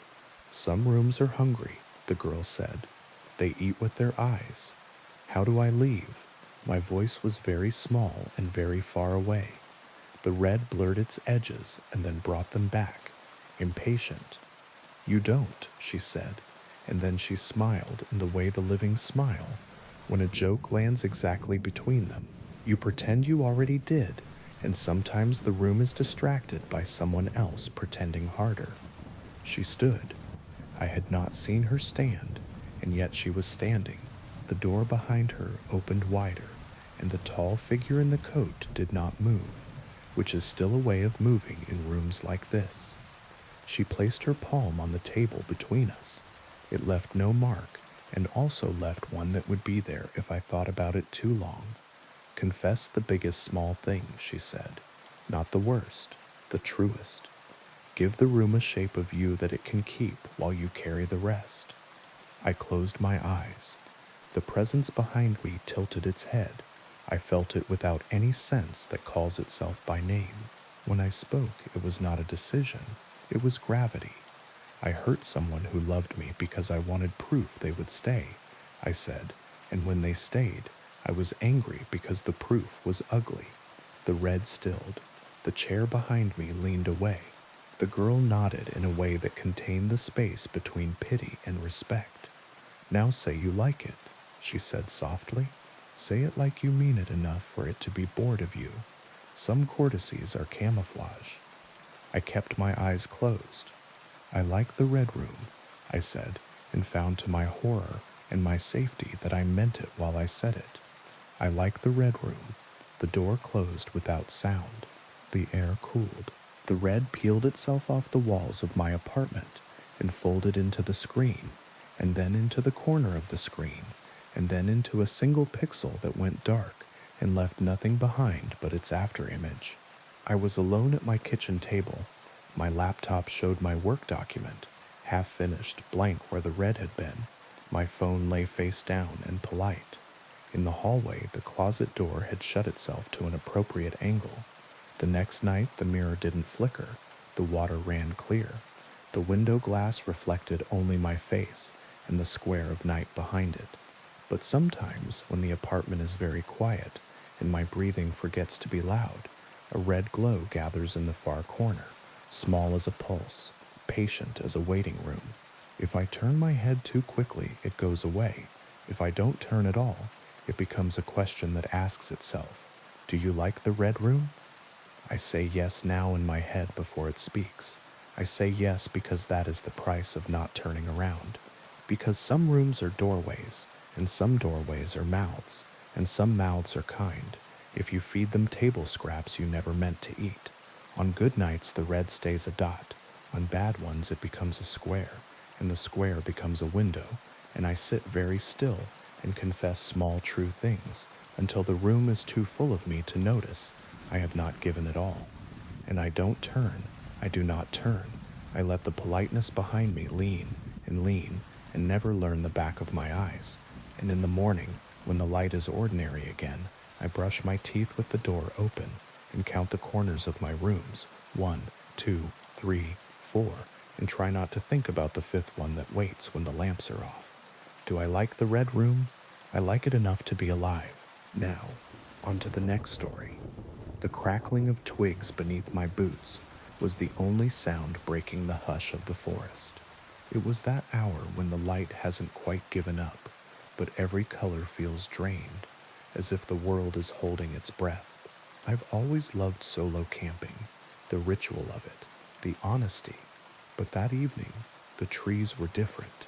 They leaned in, their dark fingers reached and tangled overhead, and what little sky remained seemed far away, the way a ceiling feels when you're feverish. I told myself I was being dramatic. Too many nights working late, too many city horns and sirens still rattling the edges of my thoughts. I paused and let my backpack settle against my spine. One more mile, maybe two, and I'd find a clearing, a small fire, tea, silence that didn't feel like it was listening. Beautiful evening for a hike, isn't it? I hadn't heard him approach. A man stood half a dozen paces off the trail, tall and lean, the kind of lean that comes from using your body more than feeding it. His coat was canvas, sun-faded and neatly patched. His face was weathered in the way of people who stand in real weather for real reasons. Everything about him felt ordinary, except his eyes. They were bright, sharp, and endlessly curious, as if I was a puzzle with only one piece missing. "Yeah," I said, steadying my breath, "just trying to find a spot before dark." "You're in luck," he said, with the kind of cheer that felt rehearsed. "There's a perfect clearing just up ahead. You won't find a better one before night takes the trail. Come on, it's not far." Every instinct I had put its hands on my shoulders and leaned backward. I almost said I preferred to camp alone, that I had a map, that I was fine. But sunset was stealing the path one shadow at a time, and I was tired. I nodded and fell into step beside him. He knew the woods. He pointed to a thistle under an alder leaf and called it by a name I didn't know. He tapped a cluster of stones and said there had been a stream here once, years ago, before a storm rearranged the hillside. He knew where birds nested and what the wind meant when it ran cold. His knowledge should have comforted me. It almost did. "What brings you out here alone?" he asked, glancing back with that mild, affable smile. "City gets loud." "Sometimes," I said. "Needed the quiet." He nodded thoughtfully. "Quiet is honest out here. The woods have a way of keeping you." The way he said keeping made the hair on my arms rise, as if the word had a second meaning he was tasting. We stepped into the clearing as the last light failed. It was, as promised, perfect, flat ground, a ring of stones darkened by old ash, a fallen log at the edge for sitting. I let my pack slip to the dirt and rolled my shoulders. "This is great," I said. "Thanks." "Oh, it's my pleasure." He didn't leave. "Let me help you set up. It'll be dark soon. 4 hands beat 2. "That's okay," I said, suddenly aware of how alone we were. "I've got a system." "Nonsense." He crouched and started pulling out tent poles as if they were his. "Wouldn't want you fumbling around in the dark." I hesitated. It felt ruder to argue than to let him help, so I didn't. We worked in a rhythm that was almost comfortable, except for the way his eyes kept flicking to the tree line as if he expected the forest to answer a question neither of us had asked. He would ask me something quick and personal. "Do you live alone? Do you have family who know where you are?" And then before I could reply, he would change the subject. Plants, weather, rivers, as if the questions weren't his but the interruptions were. The tent rose, the sky fell. We finished by moonlight. The clearing, spare and tidy, began to feel like a stage with no audience. I stood and stretched. "Well," I said, making it a dismissal, "I appreciate the help. I'll be fine from here." He stepped closer, not touching, but close enough to feel present in the air. "You've done well," he said, voice lowered, "but there's still so much to do before the night is through." My chest tightened. "You should probably get back," I said gently, "before it gets too dark to find your own camp." He tilted his head, and that small, harmless smile bent the wrong way. "Oh, I am exactly where I need to be. You see, these woods, they get hungry, and it's been so long since we've had a visitor." I took a step back. Somewhere, an owl made a single sound and then thought better of it. I considered the tent. My phone was inside, along with the illusion of safety, and he saw me consider it. He positioned himself without seeming to, just enough to place his body between me and the zippered flap. "Let's not be rash," he said, hands raised in a friendly gesture that only made my heart beat harder. "The night is young. We have so much to discuss." "I don't want trouble," I said. "We can go our separate ways." "But trouble already found you," he said softly. "It was waiting the moment you stepped off the road and onto the old path. Did you not feel it? The way the branches leaned in to listen? The way the quiet thickened in your throat? You've been on the wrong trail since you chose it." I turned to run. He moved faster than he looked capable of, catching my wrist with a grip that was dry and strong as a root. I stumbled, the ground coming up too quickly, the smell of old leaves in my mouth. "Please," I said, airless with panic. "I won't tell anyone. I'll go back tonight." "The forest chose you," he murmured, and something in his voice uncoiled from very far away. "And now you will keep it fed." The trees around the clearing shifted, not in a wind. I would have felt wind. It was more like the woods were settling deeper into themselves, drawing nearer, their shadows thickening until they seemed almost human. At the edge of my vision, something darker than dark flickered between trunks and vanished. I forced my hand free. It was clumsy and desperate. My fingers closed around a broken branch, heavier than it looked, and I swung. The sound surprised me. Wood on bone, a dry knock. He reeled back, not in pain, but with the baffled expression of someone unaccustomed to being interrupted. It was enough. I ran.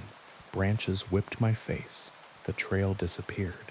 There was only forward, then left, then anywhere that wasn't where I had been.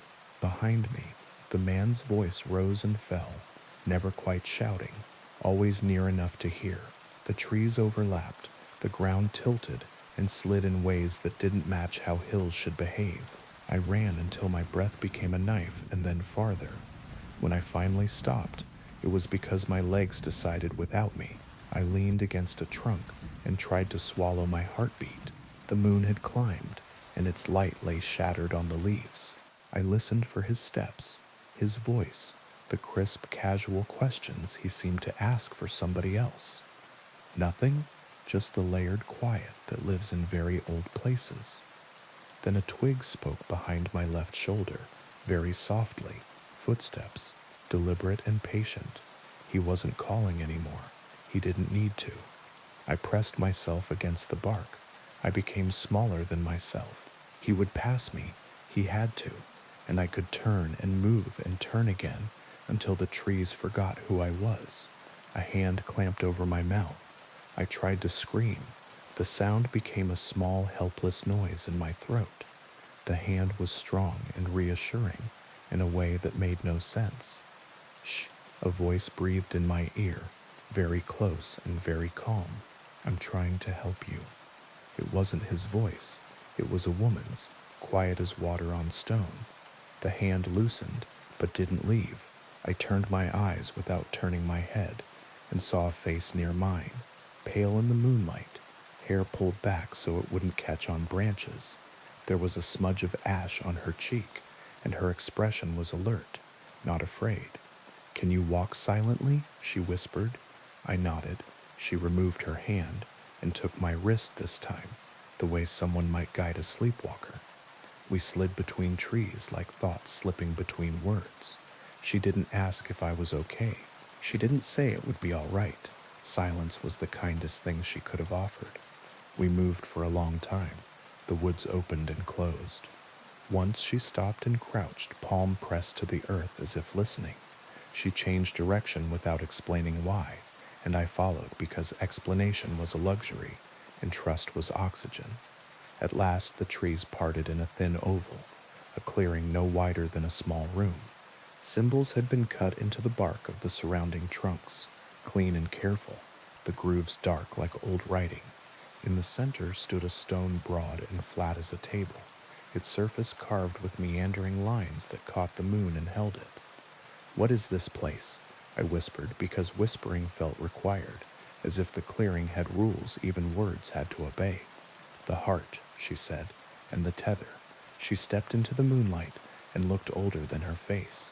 "He is bound to the woods. He draws from them and feeds them in turn. That's how he's lived this long. That's how he knew you'd come." She looked at me without pity. "People think the trail is theirs because they walk it. They don't ask who laid it down." "How do you know this?" I asked. Her mouth tightened, not quite a smile. "Because I tried to leave once." A sound reached us, soft, like breath over a bottle's mouth. He was moving somewhere just beyond the carved trees. The woman put her fingers on my arm, not to comfort, but to steady us both. "The bond works both ways," she said. "Break the stone, break his shape, for a time anyway. Long enough to get you past the edge where the road still remembers itself. For a time," I repeated. The wind, which hadn't been there a moment ago, turned the leaves over in unison so their pale undersides showed. "Nothing is ever gone," she said. "Just moved. We don't have to outrun forever. Just tonight." The clearing breathed. The man stepped between two marked trunks and smiled the way a family man smiles at a small child, kindly, keenly, already certain of the outcome. "There you are," he said to the woman. "I wondered how long you'd hold out before bringing her here. You always were practical." She didn't answer. She moved to stand between him and the stone, and in the moonlight I saw that what I'd taken for bracelets on her wrists were thin, silvered scars. "The old lines are wearing thin," he went on, conversational in a way that felt obscene. "We haven't had a proper guest in months." I was beginning to think the trail had forgotten its manners. "She isn't yours," the woman said. He laughed softly. "If she stands here, she is already ours." He stepped forward. She stepped with him. Their bodies met like opposing currents.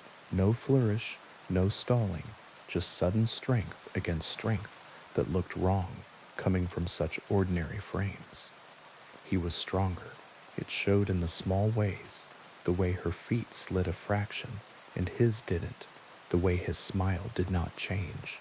But she knew how to counter what he was, how to angle elbows and hips to spoil leverage. They struggled without sound. "Don't let him touch the stone," she said without looking at me. I moved, not quickly and not bravely, just inevitably, because some moments choose you. A shard of rock lay at the base of the flat stone, where a corner had once broken. I picked it up and felt it bite my palm. The markings swam under the moon, lines overlapping lines in a language that had never been meant for mouths. The man saw me. Something shifted in his face, like surprise learning the shape of anger. He shoved the woman hard enough to send her to one knee and lunged, his hand outstretched toward the center of the carved lines. I brought the rock down with everything I had. The sound that came up out of the ground was not from any throat. The trees bowed without wind. The markings flared and darkened, and then seemed to detach from the stone entirely, rising into the air like smoke before tearing themselves into shreds that vanished as they fell. The man convulsed, not like a person in pain, but like a shape remembering it had never truly been a person to begin with. He reached for me and didn't reach. He was near and also very far away. His smile at last left his face. What replaced it was older and endlessly empty, and looking at it felt like standing on a cliff with no bottom beneath you. "Run," the woman said, already pulling me, already upright, as if she had rehearsed this ending for years. Now, the earth cracked in narrow, puzzling ways that swallowed nothing and opened nowhere. The forest's scream became something like silence again, then a roar, then silence. We ran, falling and catching, dodging branches I barely saw, stepping where she stepped because that was the only place the ground would agree to be ground. And then the trees ended. There was a ditch, then the stubborn geometry of a road. Its paint faded to the color of old teeth. A car's headlights carved the dark in half and squealed to a stop because two figures had appeared out of nowhere with wild eyes and leaf-slashed hands. We tumbled into the back seat before the driver could decide to be afraid. The woman said an address I didn't recognize in a voice that allowed no argument, and the car obeyed. I turned to the window as if it were the last page of a book, and I wanted to read the final sentence twice. The forest had gone very still. A pale, unnatural mist unrolled from between the trees and spread across the ditch like a blanket someone was pulling up to someone's chin. For an instant, only that I saw a taller darkness inside the mist, the outline of a man unthreading itself, and I thought I heard him whisper my name as if he were trying to remember how it ended. We didn't speak until we were 2 towns away. The driver kept looking at us in the mirror and choosing, each time, not to ask. The woman's breathing gentled. Mine followed. By the time the car stopped, the horizon was beginning to pale in the east, and the wind smelled faintly of rain. She got out first and stood with the door open, waiting for me to follow. We stood together in the quiet of a street that had not yet decided to wake. "Will he?" I began. "Not tonight," she said, "and if you're careful, not soon." I wanted to ask 100 other questions. How long had she lived out there, learning the shape of his rules? How many others had made it to the stone with her? How many had not? But her face had settled into a calm I didn't want to break, and my body had begun to remember it was human and fragile and very tired. "If you ever go back," she said softly, "choose the new paths, the ones cut by hands you know. Old trails keep old promises." "I won't go back," I said. She smiled then, a real one, small and almost surprising. "We always say that." She closed the door and tapped the roof twice, and the car took me away. I never camped alone again. I never went far enough from streetlights to forget their names. I told myself the world was smaller than I had believed, and it helped until it didn't. Some nights, lying awake in that patient space before sleep, I hear a boot on dry leaves, and the old quiet leans in from the corners of the room.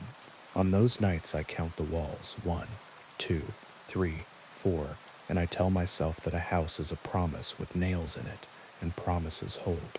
Most nights it's enough, but sometimes, when the wind threads the alley just right, I swear I hear a man's voice outside my window, careful and friendly and endlessly curious, practicing my name like a song he knows he will get to finish at last. I hope you enjoyed that one. Now on to the next story. They say driving strangers is safe enough, but what if the stranger already knows everything about you? The streets were empty in that strange way only cities can manage. A place that roars with life and daylight, reduced at midnight to dark glass, shuttered doors, and the occasional hiss of a distant bus. My rideshare app pinged. Another pickup, Oakwood Avenue, 15 minutes, easy money. I'd been driving nights for months, and I liked it better than the day shifts. Fewer drunks, fewer kids with blasting music, fewer small talk conversations I had to fake, just long stretches of quiet and the occasional polite rider. Something about that night, though, felt off. Maybe it was the way the streetlights flickered as I pulled over, or maybe it was the man waiting for me. He was tall, dressed in a dark coat that looked too heavy for spring. A wide-brimmed fedora hid most of his face. He didn't wave, didn't smile, just opened the rear door and slid in like he'd been expected. Evening, I said, forcing a lightness into my tone. Oakwood Avenue, right? He nodded once. His eyes caught mine in the rearview mirror, cold, measuring, like he was making notes I couldn't see. I pulled away from the curb, the car filled with silence, thicker than most rides. Normally I'd try small talk, but something about him told me not to. The tires hummed, the city unspooled in shades of gray. You drive at night often? He asked finally. His voice was low, gravelly, touched with an accent I couldn't place. Yeah, few nights a week. Helps pay the bills, I said, keeping my eyes on the road. Must meet all sorts of interesting people. Sometimes, I said, mostly just folks trying to get home. He leaned forward slightly, and I could feel his eyes boring into the back of my head. And you, what brings you into this line of work? The way he said you made it sound like I was the first specimen in a long experiment. I forced a laugh. Oh, flexible hours. Works with my schedule. Your schedule, he repeated slowly, like he was rolling the word around on his tongue. And what else does your schedule involve? My hands tightened on the wheel. Not much. Work, sleep, repeat. Ordinary, he said, almost to himself. So very ordinary. The silence that followed was worse than the questions. We drove deeper into the city's outskirts, where houses grew sparse and the roads narrowed. I didn't recognize the neighborhood. My GPS still showed the route to Oakwood Avenue, but the streets looked wrong, like they'd been rearranged. Tell me about your family, he said suddenly. My blood ran cold. I hadn't mentioned family, ever. I don't really have much family, I lied. It's just me. No, he said softly. That's not true. Not what your profile says. There's a sister. Millbrook, isn't it? Lovely little town.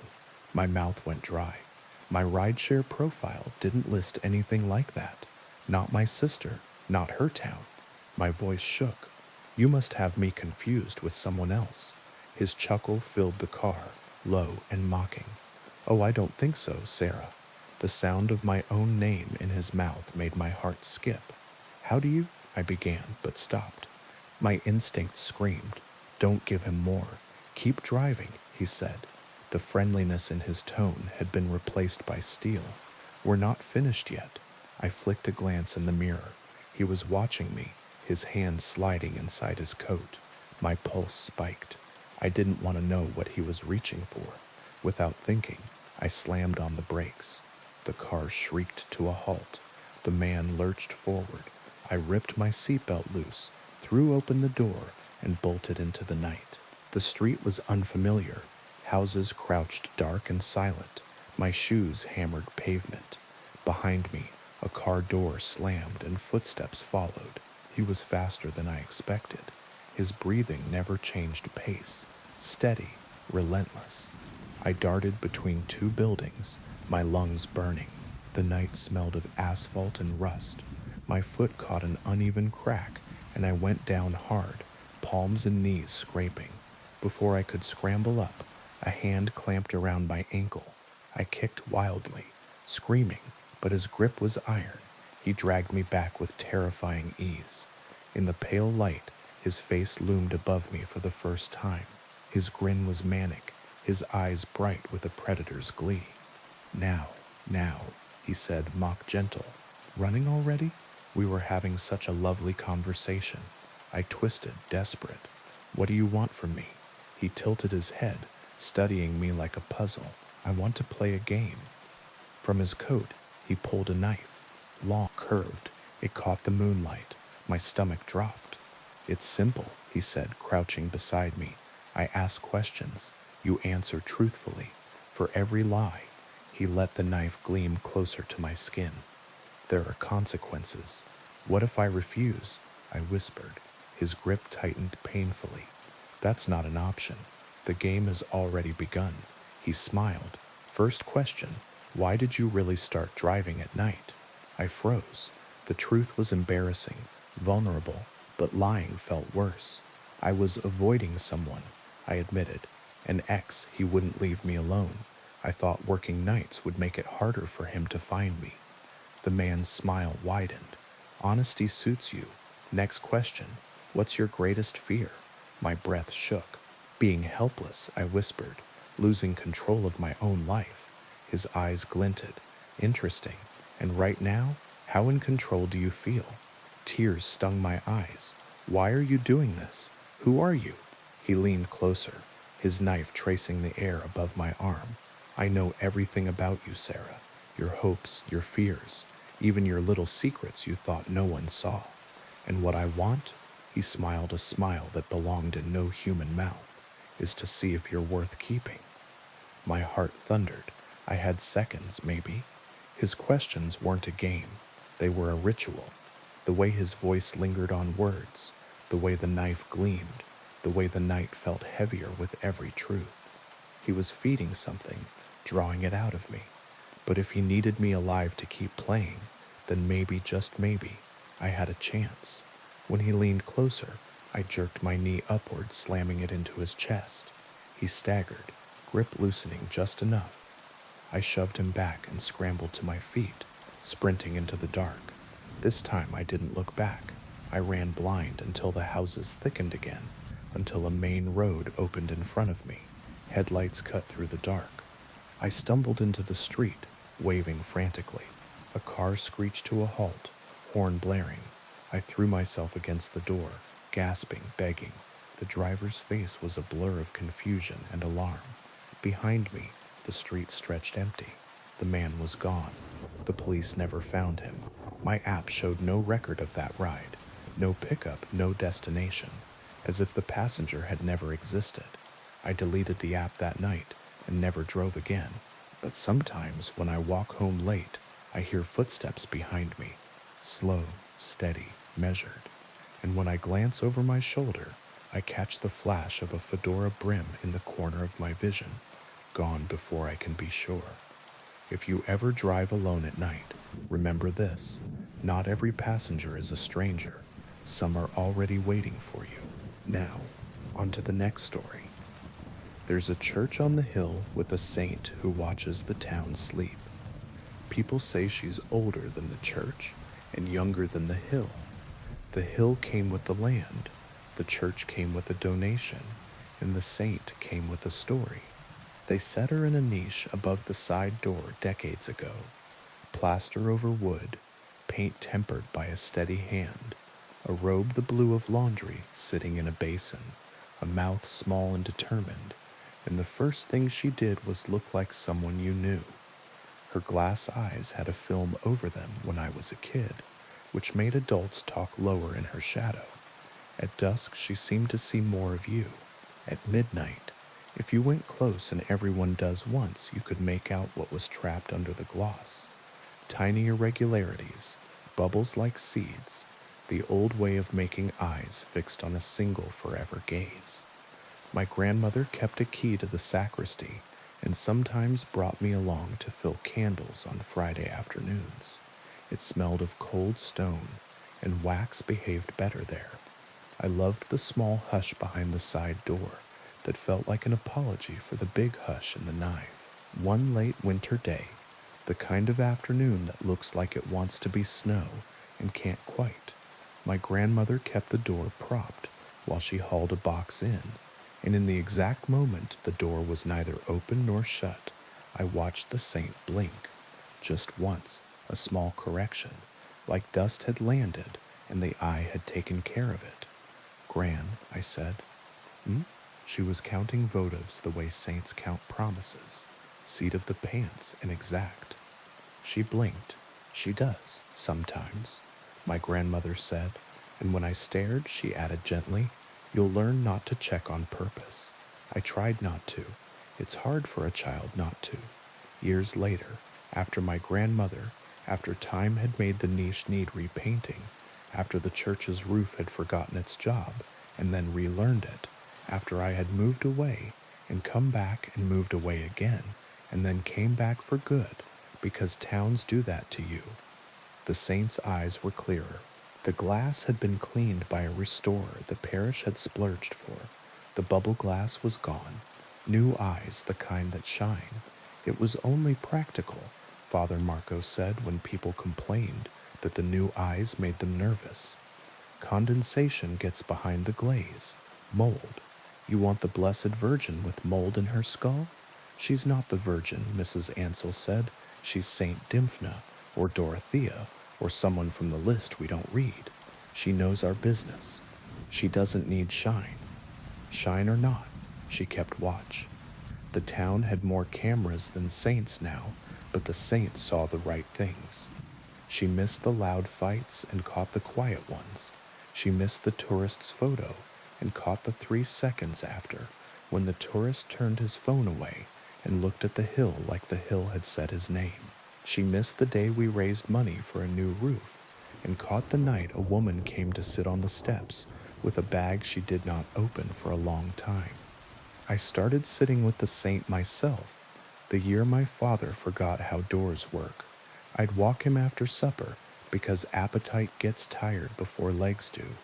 When your mind misfiles your maps, we'd circle the block, go by the church, nod to the side door, check that the heavy key in my pocket existed, and say neutral things about weather and the dog 2 streets over that barks like a trumpet. He didn't like the knife. The big air made him look for exits he couldn't name. But he liked the side door. The saint was at face level if you stood on the last step. She's your height, he said once, and I, who had never liked being told I was short, found that I didn't mind from him, because the way he said it meant close enough to hear you. On a Wednesday that had nothing specific wrong with it, he pulled his hand from mine and reached toward her the way a man reaches to check if the iron is still hot. The saint didn't blink. That would have been too much like another kind of story. She did something smaller. She turned her head a fraction. The glass caught dusk, then didn't. Careful, I said, but I wasn't talking to him. I just wanted to see what color, he said, hungry for words that day. Are they brown or green? Blue, I said, and then realized I was wrong.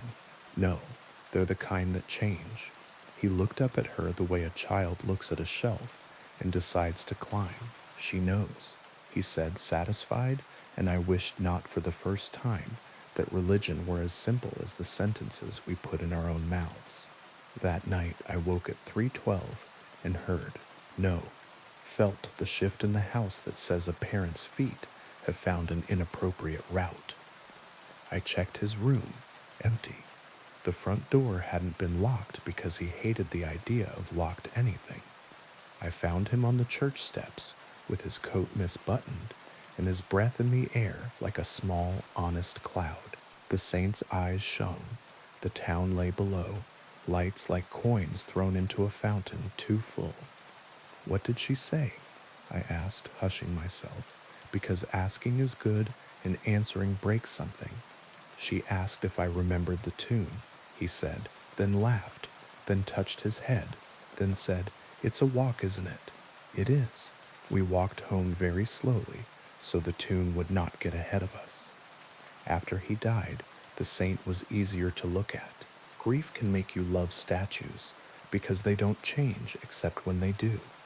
I brought candles to the side door and lit one in the little rack where the safe licks at quarters. I said, "For my father," in a voice that did not ask for a miracle. A miracle is a shortcut, and a house like ours needed a road. She looked past me. Of course she did. Saints look at the thing you didn't bring. I began to see other people standing on the steps with the same hungry look. A woman with a split lip, careful, fresh, holding a phone like it might bite. A man who wore a jacket that said another town and eyes that said this one. A kid with a backpack too light for homework, too heavy for running away. People came and told the saint their secrets without saying anything. That's the correct way to do it. When the rumor went around that the saint had been seen weeping at the side door, proper miracle whispered at markets. I shook my head. We are greedy for tears. The story arrived with details, witnesses, tissues waved like surrender flags, and still I said no. If she wept, it would not be public.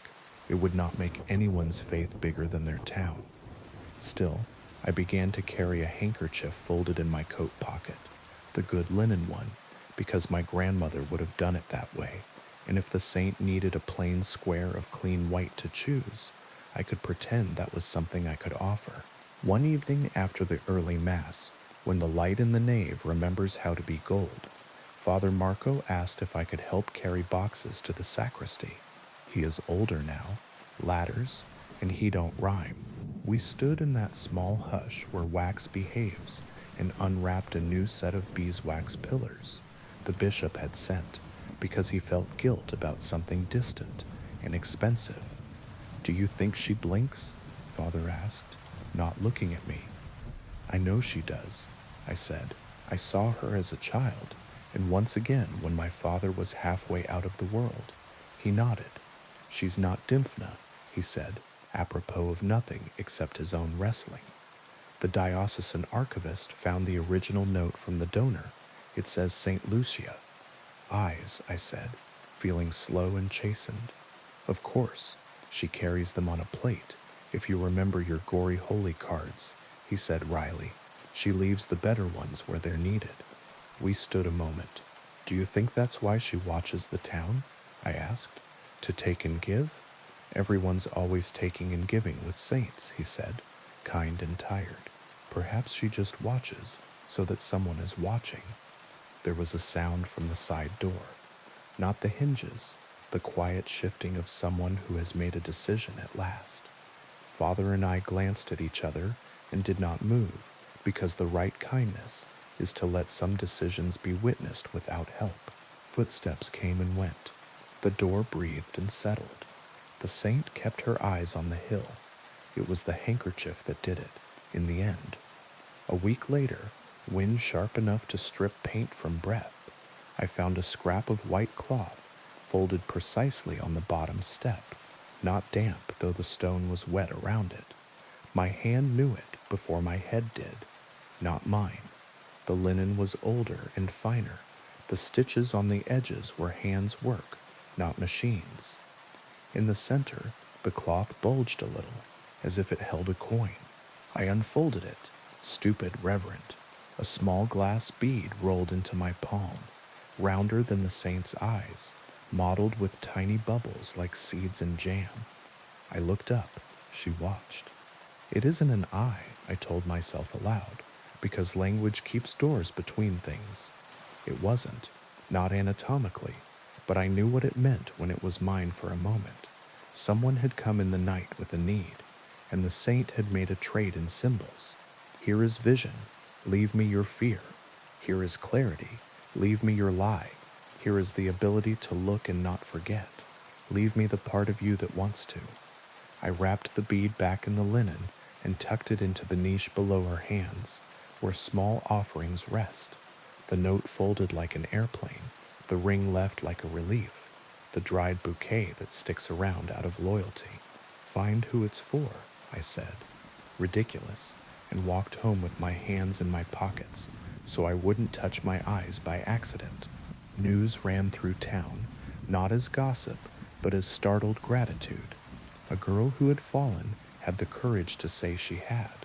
A man who had been caught in his lie told it himself and then told it again until it felt like a story he was done with. A neighbor who'd gone quiet after the hospital returned with jokes only one person laughed at, and that was enough. No one said the saint did it. The saint keeps watch. People do things. One night late, I woke to the feeling that someone was standing at the bottom of my bed. It was the old fear. I am not immune. I lay there and named furniture until the feeling passed.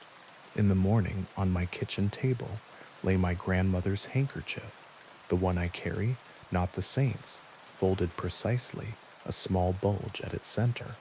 No, I said to the air, smiling and not. I don't need to see more. I need to look longer. I unfolded it anyway. In the center lay nothing. The bulge was made by a fold I had not unmade in years. The cloth smelled faintly of stone.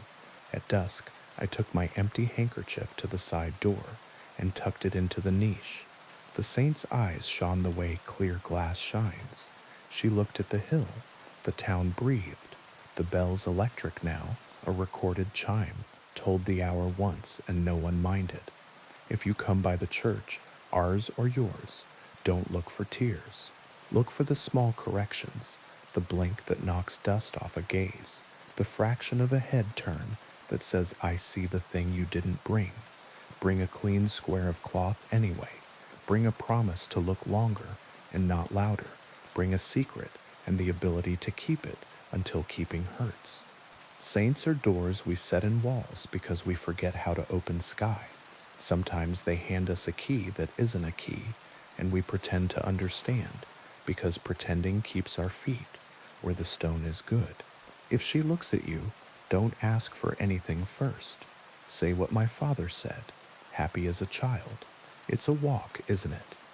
And then take one around the block and around again until the hill and the town and the glass-eyed saint all agree that tonight at least you have been seen. Now, on to the next story. They say houses remember, but remember is too gentle a word. A house absorbs, it seasons itself with you. The walls take your arguments and your laughter. The stairs memorize the weight of you coming home. The kitchen keeps what you admit to the sink. If you live long enough inside a place, you start borrowing each other's habits.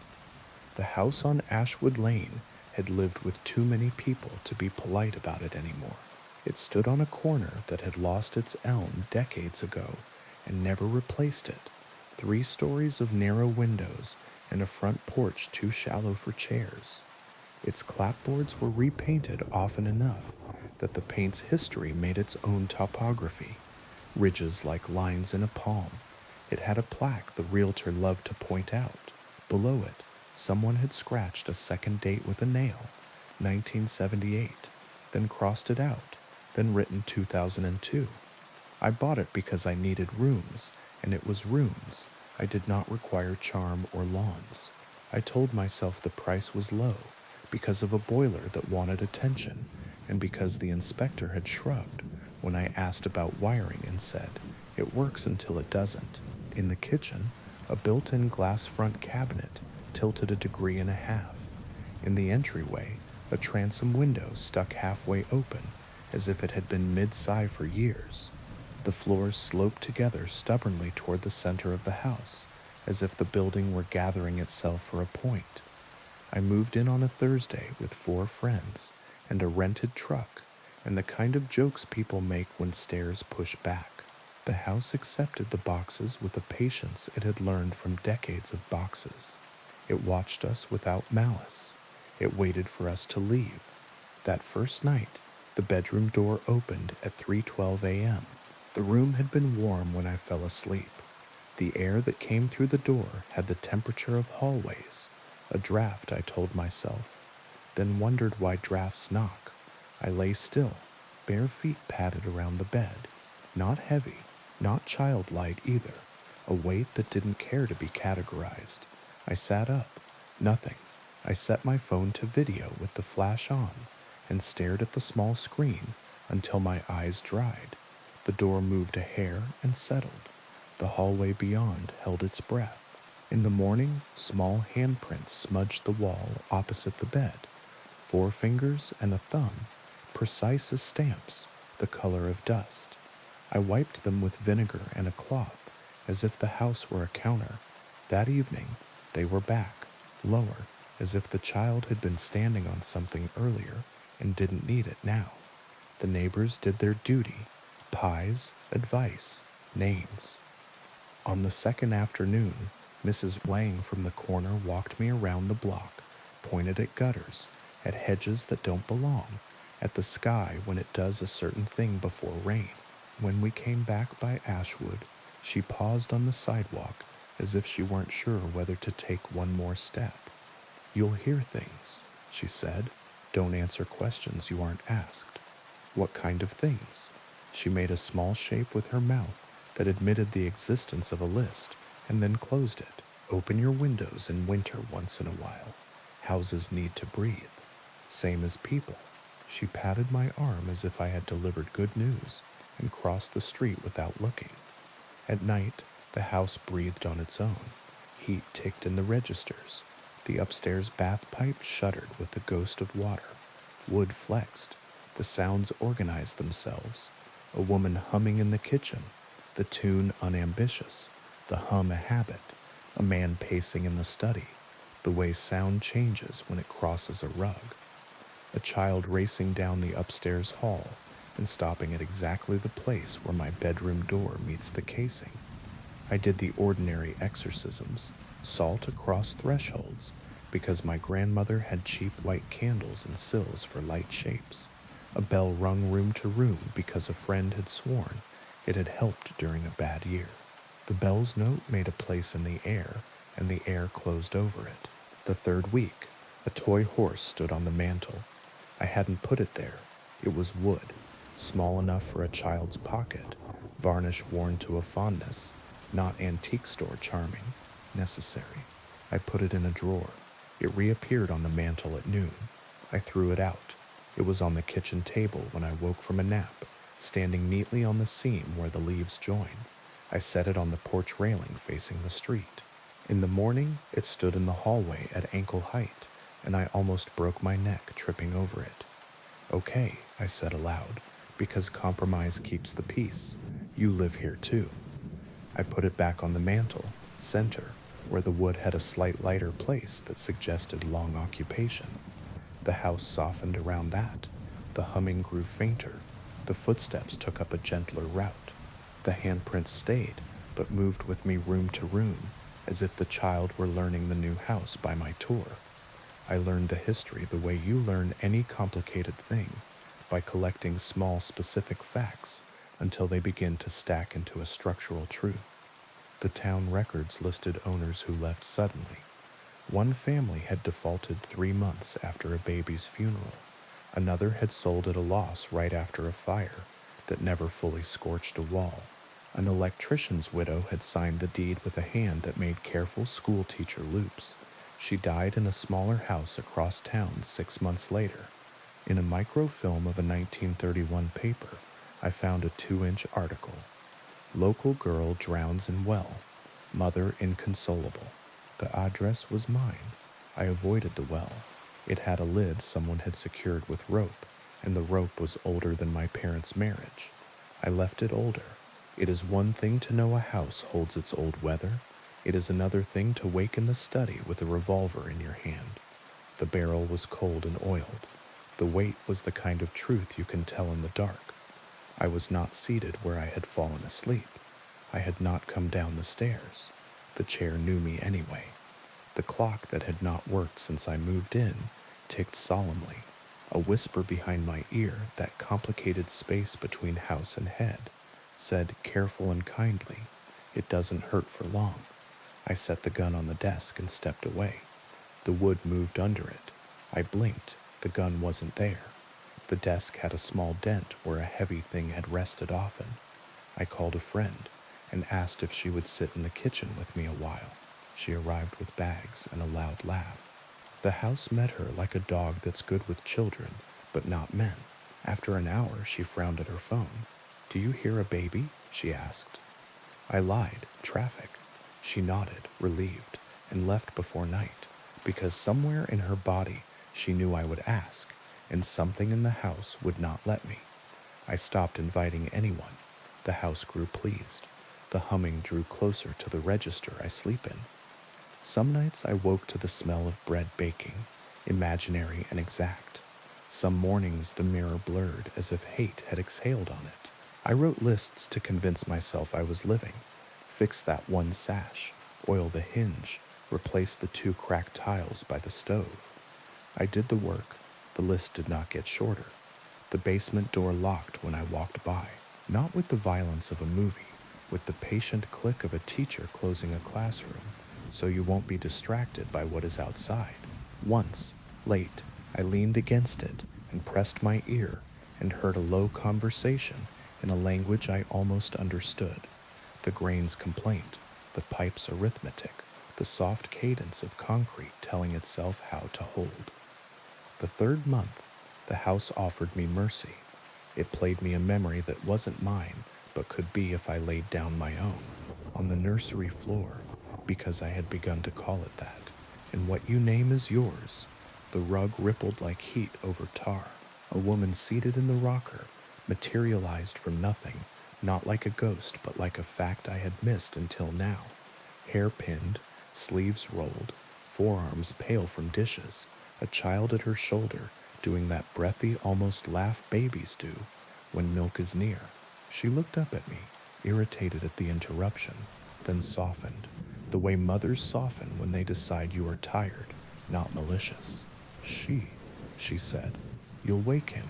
She and the boy became gathering smoke that smelled not like fire, but like a wool coat hung near one. It is difficult to pack a bag when the house knows. Boxes opened themselves. The tape would not stick. Keys went missing and turned up exactly where they belonged, laughing the small mean laugh of objects.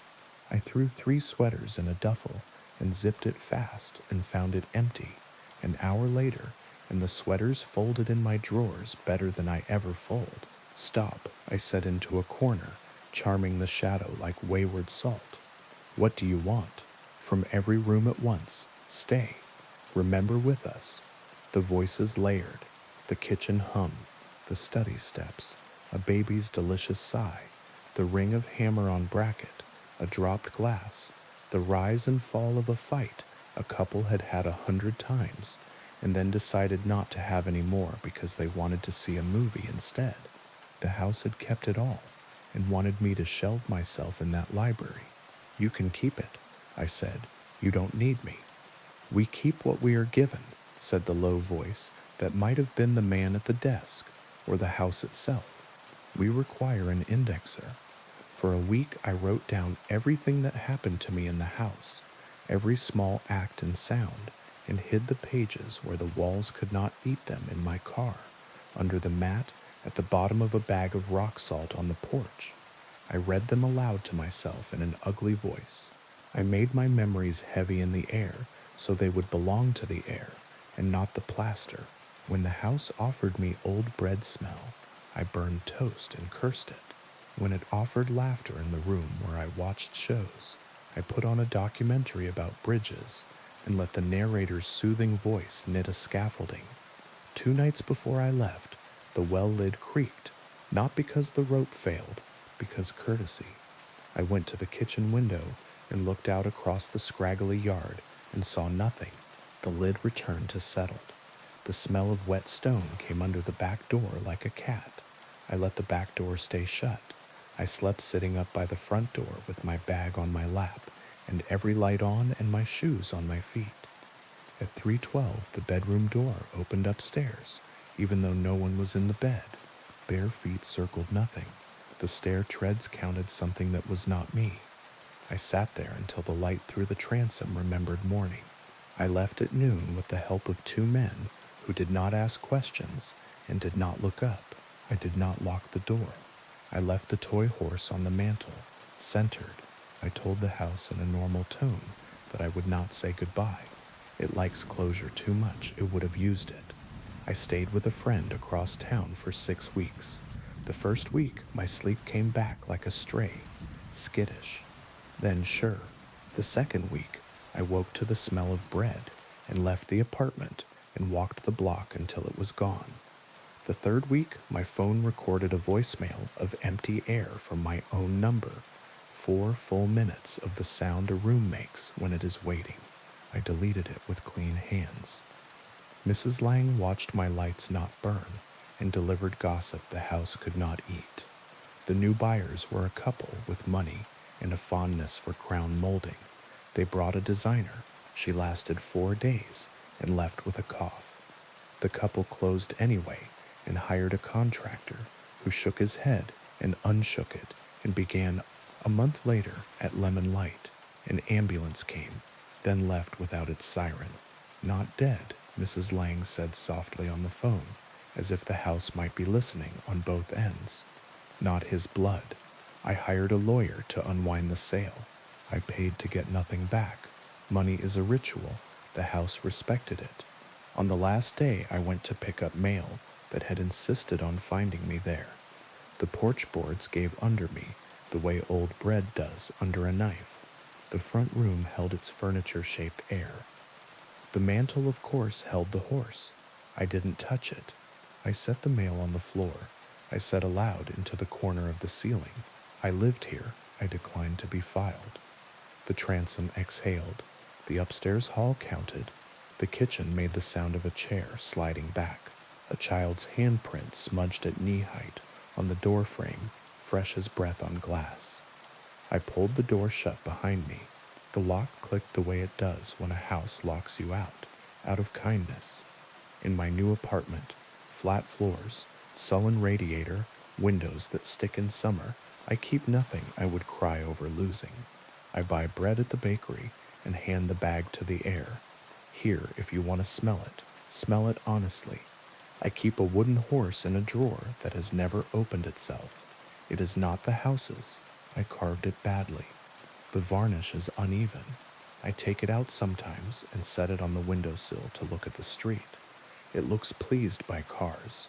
When I wake at 3:12, and sometimes I do, because the body is a calendar, I listen to the hallway breathe. I tell the door its hinges are doing fine. I say the names of the people I love in a flat voice that makes nothing of them except fact. I open a window in winter so the place can remember that air goes both ways. Houses want you to stay because they are made of staying. Some want you to remember because remembering is how they keep whole. Some want to be told off like dogs, then fed like cats. Some want you. If yours begins to arrange its kindnesses into a net, cut holes in the pattern, laugh on purpose at odd hours, say ugly prayers, eat at the sink, let the neighbors' voices in, make the walls put up with your bad singing, even when you don't sing. If you go by Ashwood Lane, the clapboards will be a new color that isn't new. The couple will smile with tired eyes on their porch and say the work is coming along and the work will never be done. If you go at lemon light, the upstairs window will reflect the sky and then reflect something else and then reflect the sky again. If you look for the toy horse, you won't see it because you shouldn't, because it will see you first. Houses, remember, they keep what they are given. Don't give yours what you can't stand to have replayed. And if a door opens at 3:12, don't say who's there. Say not tonight. Say it like you mean to live somewhere with ordinary air. Say it again if the house is kind enough to ask nicely. Now, on to the next story. The highway ended 5 miles ago, but the road didn't. On the map, it stops at the county line like a sentence clipped mid-word. Out here, it just keeps going. A pale ribbon you can mistake for a river if you're tired. And I was so tired the lines in the asphalt shivered when I blinked. The radio had gone to static and then to a low hiss, as if the car itself were breathing. I rolled the window a crack to let the night in. It came quietly, the way a cat decides a lap is a country it can govern. I wasn't supposed to be here. The GPS lost me an hour back and never admitted it. Continue straight, it told me, and then forgot what straight meant. The last sign I'd passed had a word I didn't recognize, and a distance that shifted when I looked too long. I told myself it was a prank. People steal signs all the time, swap them, repaint them, turn the arrows for fun. Except no one does that this far from a town, and if they had, the sign would have looked handled. This one looked new, as if something had decided it should exist, and the metal obeyed. The road narrowed, then widened a little, then did that trick where it feels like it tilts even when you know it doesn't. The headlights ate what was ahead and spat it behind, and I stared into the part between like it might confess something if I held its gaze. It didn't. The night kept its privacy. When the girl stepped into the beams, I braked so hard the seatbelt bit. She was young, 20 maybe, a denim jacket over a white dress, bare legs goose-pimpled from the kind of cold that finds the bones first. Her hair hung dark and heavy, as if she'd just come from water. She didn't wave. Hitchhikers wave. People who need help reach.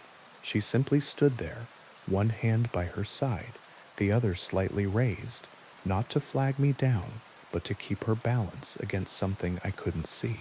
I rolled forward until I was even with her, window down just enough to make it a question.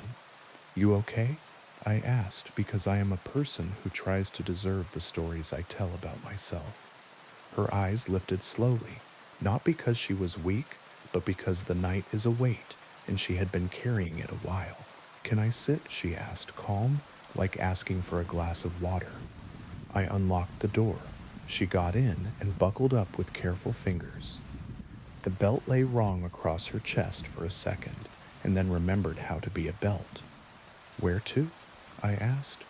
"Home," she said, the way small children say the word when they mean not a place but an ending. "Where is home?" I asked. "Just keep going," she said. "You'll feel it." Some people talk to fill spaces. She talked like she was building them. The car took the road like a hand taking a pulse. We passed a stand of pines so tight they looked like hair. The air smelled like rain that hadn't decided to fall. The radio hissed and then cleared for one brief moment, and a song I almost recognized whispered the chorus, and then was gone, as if the frequency had been a door someone shut out of politeness. "You shouldn't stop," she said after a while, not looking at me. "I stopped for you." "That's different." "How?" The odometer counted in a lazy way, as if it too had decided to be patient. At a bend where the scrub turned to open field and the sky took a breath, a figure appeared at the far lip of the headlights. A man this time tall, long coat, hat brim low. He stood in the lane like an apology. I eased the wheel to give him room and the car obeyed, but my hands didn't move much. The road had its own ideas. The headlights stroked the man's sleeves. The coat didn't throw a shadow. He didn't look at us, but I knew if he had, his eyes would have been pale and animal and old. "Don't stop," the girl said, voice glass smooth. "I won't," I said, and the car slipped by. In the mirror, he was closer than made sense, then gone, then only the suggestion of someone who had once known how to stand still. "How far?" I asked, keeping my voice level because calm is a spell. "Farther than you want, not as far as it seems. Are you hurt?" "Not that way." "Do you have a phone?" My own had one bar of a network with a name I'd never seen, a little symbol that looked like a key. She touched the pocket of the denim jacket. "He took it," she said, "or the road did. They share." "Who's he?" "The first one," she said, "or the last." She turned her face toward the glass. The window reflected us as if we were a picture in a stranger's house. "He stands where the road decides to be a bridge." "There's a bridge?" Relief brightened my voice. "Bridges are proofs. If there's a bridge, there are banks. If there are banks, there's a map." She shook her head. "It's not that kind." We passed a farmhouse with a porch light burning. The bulb hummed with moths. A woman stood at the screen door, holding a baby, and both looked like they were made of fog. The house moved away without tech or magic, just the ordinary disappearance of things you don't stop for. I kept my hands soft on the wheel. "Will you tell me your name?" I asked. She considered, then said, "It's different out here." She reached for the dash and stopped before she touched it. "You can call me Mara," she said, which was either true or right enough. When the road began to climb, the map in my head insisted there was no rise this side of the river. The car didn't care. The engine's note changed, deepened, settled into work. The sky thinned to a lighter black, as if soon it would admit stars. "Do you remember the first time?" I asked, because asking questions is how you keep from becoming the answer. She nodded. He asked if I needed a lift. Her mouth made a smile that didn't reach her eyes, not because she was lying, but because remembering takes energy. He said he was lost. I said me too. He said his name was whatever I needed it to be. She tucked hair behind her ear, an ordinary gesture that made the car feel less caustic. I got in. "Did he hurt you?" "He was very kind," she said. "He didn't put his hand on my knee. He didn't ask me where I was coming from. He didn't make me listen to his music. That's not an answer." Her fingers tightened on the seam of the seat.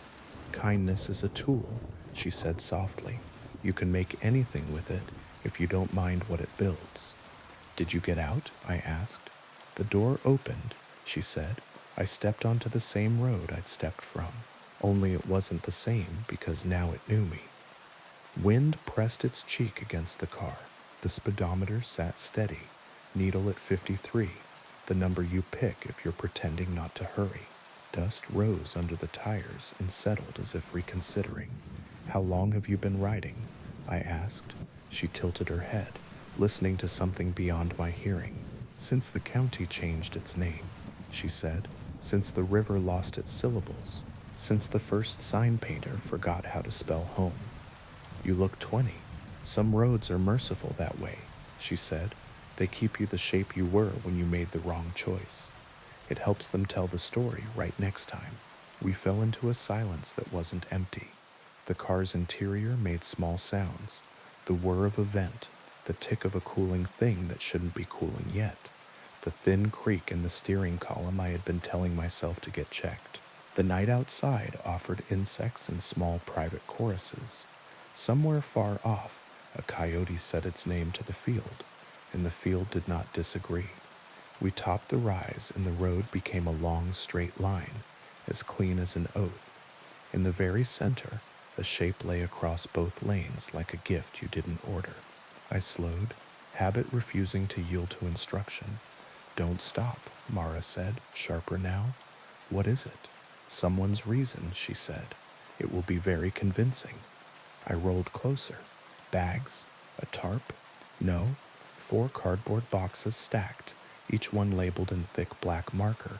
Photos, kitchen, books, misc, the kind of boxes you carry when you leave the place your body learned how to sleep. They were taped shut, tidy, not crushed. To the right, a lamp lay on its side, shade dented. To the left, a framed picture faced the stars. I recognized the frame. I had one exactly like it, and mine held a photo of someone who had left and hadn't taken their face with them.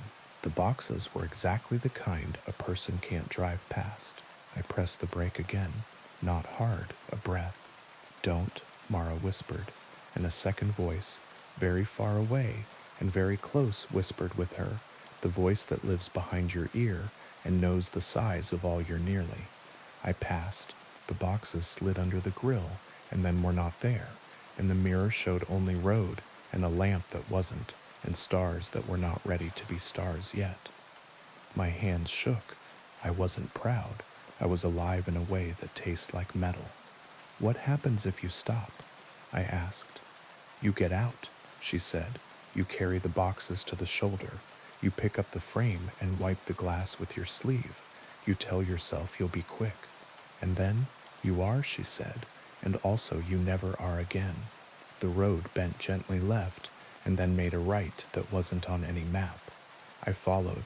On the far side, a sign with bullet holes spelled out a town's name, and then changed it while I looked. The same 7 letters rearranged themselves into other places I'd lived, other streets I'd left behind.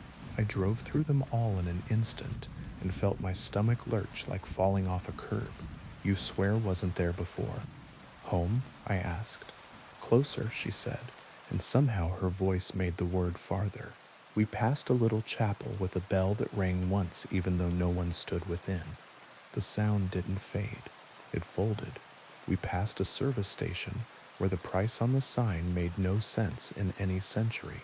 We passed a diner with a neon sign that said EAT and EAT until reading it became a hunger. Are there others? I asked because the car felt bigger than 2. She nodded. Some right ahead, some behind. Sometimes we see each other and sometimes we don't. That's part of the courtesy. The man in the coat? He waits at the middle, she said. There's always a middle, even on a road that never ends. Why does he wait? To remind you that you are very polite, she said, and that doors are reasons and reasons are doors. How do I get off? I asked. The question a stone, finally remembering it, is heavy. She didn't answer right away. The road presented another test. A deer in the lane, looking straight at us, eyes 2 coins in a fountain. I did not break. The animal didn't move. At the last second, its body telescoped into distance, like a magician's trick, and we passed through the ghost of a decision I might have made. Most people don't, she said finally. They find loops that resemble exits. They turn when the road nods, and they end where the road wants. They call it home because sometimes it is. And you? I asked. Have you ever gotten off? She smiled without humor. Once. It felt like stepping out of a moving story. The ground was so sure of itself, I cried. Houses had corners that stayed where you put them. People had names that didn't blur. I stayed until I started to think the road was a dream.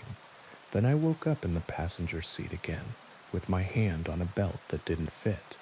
How did you leave? The man in the coat, she said. He opened the door on the bridge that isn't a bridge and said, after you, like a gentleman. I said, no thank you. He smiled like a photograph. The door shut. I was home that night. The next night, I wasn't. The sky finally decided on stars. They arrived shyly, 1, then 3, then a scatter like salt from a high hand. The road approved. The car sighed. Ahead, the horizon glowed with the kind of light cities make when they can't help themselves. My chest loosened. Civilization is a story with decent lighting. Is that? I began. It's where you think you're going, she said gently. Isn't that home? It can be. Will it be for you? She looked at her hands, then at the glass. In the reflection, I saw us again. Me, tired, her, 20 forever. The road, patient. It was, she said, once.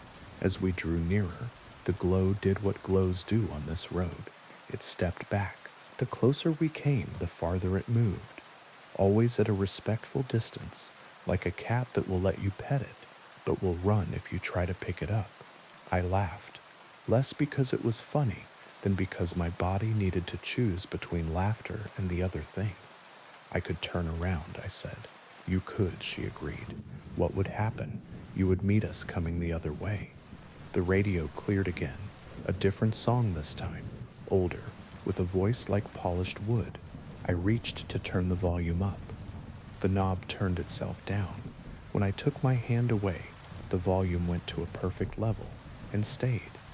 The singer told a story about a man at a river who wouldn't cross and wouldn't go back and learned instead to be a tree. I can't keep driving forever, I said. You won't, she said, and her certainty was not hope. It was a statement of mechanics. You'll exit when the road decides it's time for you to remember where you were going before you forgot to sleep. When will that be? When you stop wanting it so much, she said, amused and sad. The road narrowed again, then split around a dark mass like an island.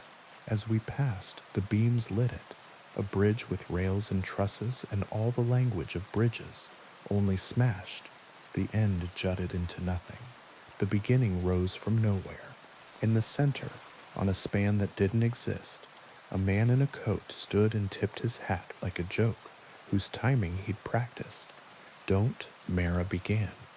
I know, I said, but my foot had already eased, because politeness is a habit, and men in hats are a test a certain kind of girl in a car can't help but grate herself on. He didn't step forward. He didn't need to. The door in the air swung, and wind I couldn't feel lifted my hair, and for a second the car was full of a smell, like old paper and rain, before the first drop, and I wanted with all my body to stop, because if I stopped I could ask my question, and he would answer it, and the answer would be about me, and mercy, and how some roads end if you are kind at exactly the right moment. Don't, Mara said, and this time her hand closed around my wrist, warm and real, and I didn't. We slid under the place where the bridge didn't meet, and came out the other side whole. In the mirror the man became a smudge, became a memory, became a story I might tell later, like a joke. The glow on the horizon went out, as if the city had decided to sleep. In its place a smaller light appeared, nearer, steady, a porch light. Mara exhaled. My chest did too. The porch light didn't step back. It waited the way a real light does, like a simple good thing placed intentionally in the dark. Is that? I asked. Yes, she said. Yours? For now. A mailbox appeared, painted with little flowers. A gravel drive. A house that needed paint in exactly the way houses that are loved need paint, with no shame. On the porch a woman stood, hand over her mouth, shoulders shaking. Next to her a man paced, then stopped, then paced, the way bodies move when they no longer believe they can hold still. A boy sat on the steps with a dog that could not decide whether to bark or run or wag its whole back end off. I pulled in. The gravel made the sound of relief. The car stilled. Mara's hand slipped from my wrist. Thank you, she said, and this time the smile reached her eyes like sun finding a window. Will you? I began. Maybe, she said. She opened the door. The porch light did not flicker. The woman on the porch made a sound that turned my insides out, and then back again, and I watched through a blur as a girl in a denim jacket and a white dress walked up 3 steps and into arms that had been empty too long. I put the car in park and rested my head on the wheel. The porch light felt like a campfire you're allowed to sit at. The dog barked and then remembered to sniff, and then remembered to lean against every leg it could find. The night softened. When I looked up again, a man in a coat stood at the end of the drive. He was far away and very close. He raised a hand respectfully, as if to say good evening, neighbor, and I, polite idiot, raised mine back. He tipped his hat and took 1 step toward the road that leads to the road that never ends. I left before he could remember my face. 5 minutes later, the GPS found itself with offended pride. Street names returned to human syllables. The radio gave me a station with commercials for mattresses. The air outside smelled like someone else's lilacs. I should tell you that I drove home then and slept and woke, and the world remembered me. I did, I have. The road that doesn't end is still there, and some nights the map on my phone glances up like it recognizes an old flame. I don't drive that way anymore, but sometimes it comes a little way toward me, the way rivers do when it rains, and I feel my hands soften on the wheel. If you find yourself on it, don't stop for reasons. Don't pick up boxes with your name on them, even if the handwriting is yours. If someone in a coat opens a door that isn't attached to anything and says, "After you," smile like a person raised by wolves who learned manners anyway, and say no thank you, and keep going until a single porch light stands its ground. When you see it, you'll know. It won't move. It won't bargain. It will not be a glow on the horizon that keeps stepping back. It will be a small, stubborn circle of ordinary. It will be enough. Now, on to the next story. The phone booth had been dead for years. The glass panes were fogged with the kind of grime that only time applies. Each rectangle, a small gray aquarium for moths and dust. It sat on the corner by the old post office, a relic left standing out of habit, the way a town leaves a statue up when no one remembers who it is. It started ringing on a Tuesday. Noon. Everyone heard it. The sound cut through traffic like a thin blade. Not loud, exactly insistent. The first ring stopped the mailman in his tracks. The second made Mrs. Kivett drop her grocery bag. Eggs broke in slow motion. By the third, the whole block had turned to look at the booth that hadn't called anyone in a decade. No one moved to answer. It's amazing how quickly adults remember being children when a dare is implied. It stopped after 7 rings. It started again at dusk. 7, again at midnight. 7. The mayor called the phone company, and a man came with a tool belt and a shrug, and declared that nothing was connected to anything. The cord inside the booth wasn't plugged into the ground. The wires in the street were bones. On the second day, a teenager answered, because teenagers are who we send to speak to the future. He pushed the folding door in, grimaced at the smell, and lifted the receiver with 2 fingers, the way you lift a dead thing that still might surprise you. Hello? He listened. His face went blank, then thoughtful, then frightened in the small way you can hide if you've practiced on mirrors. Yeah, he said after a long time, I remember. He hung up and walked home like rain had started, and he didn't want anyone to see him getting wet. No one could make him say who it was. Not his mother, not his friends, not the pastor who mistook curiosity for care.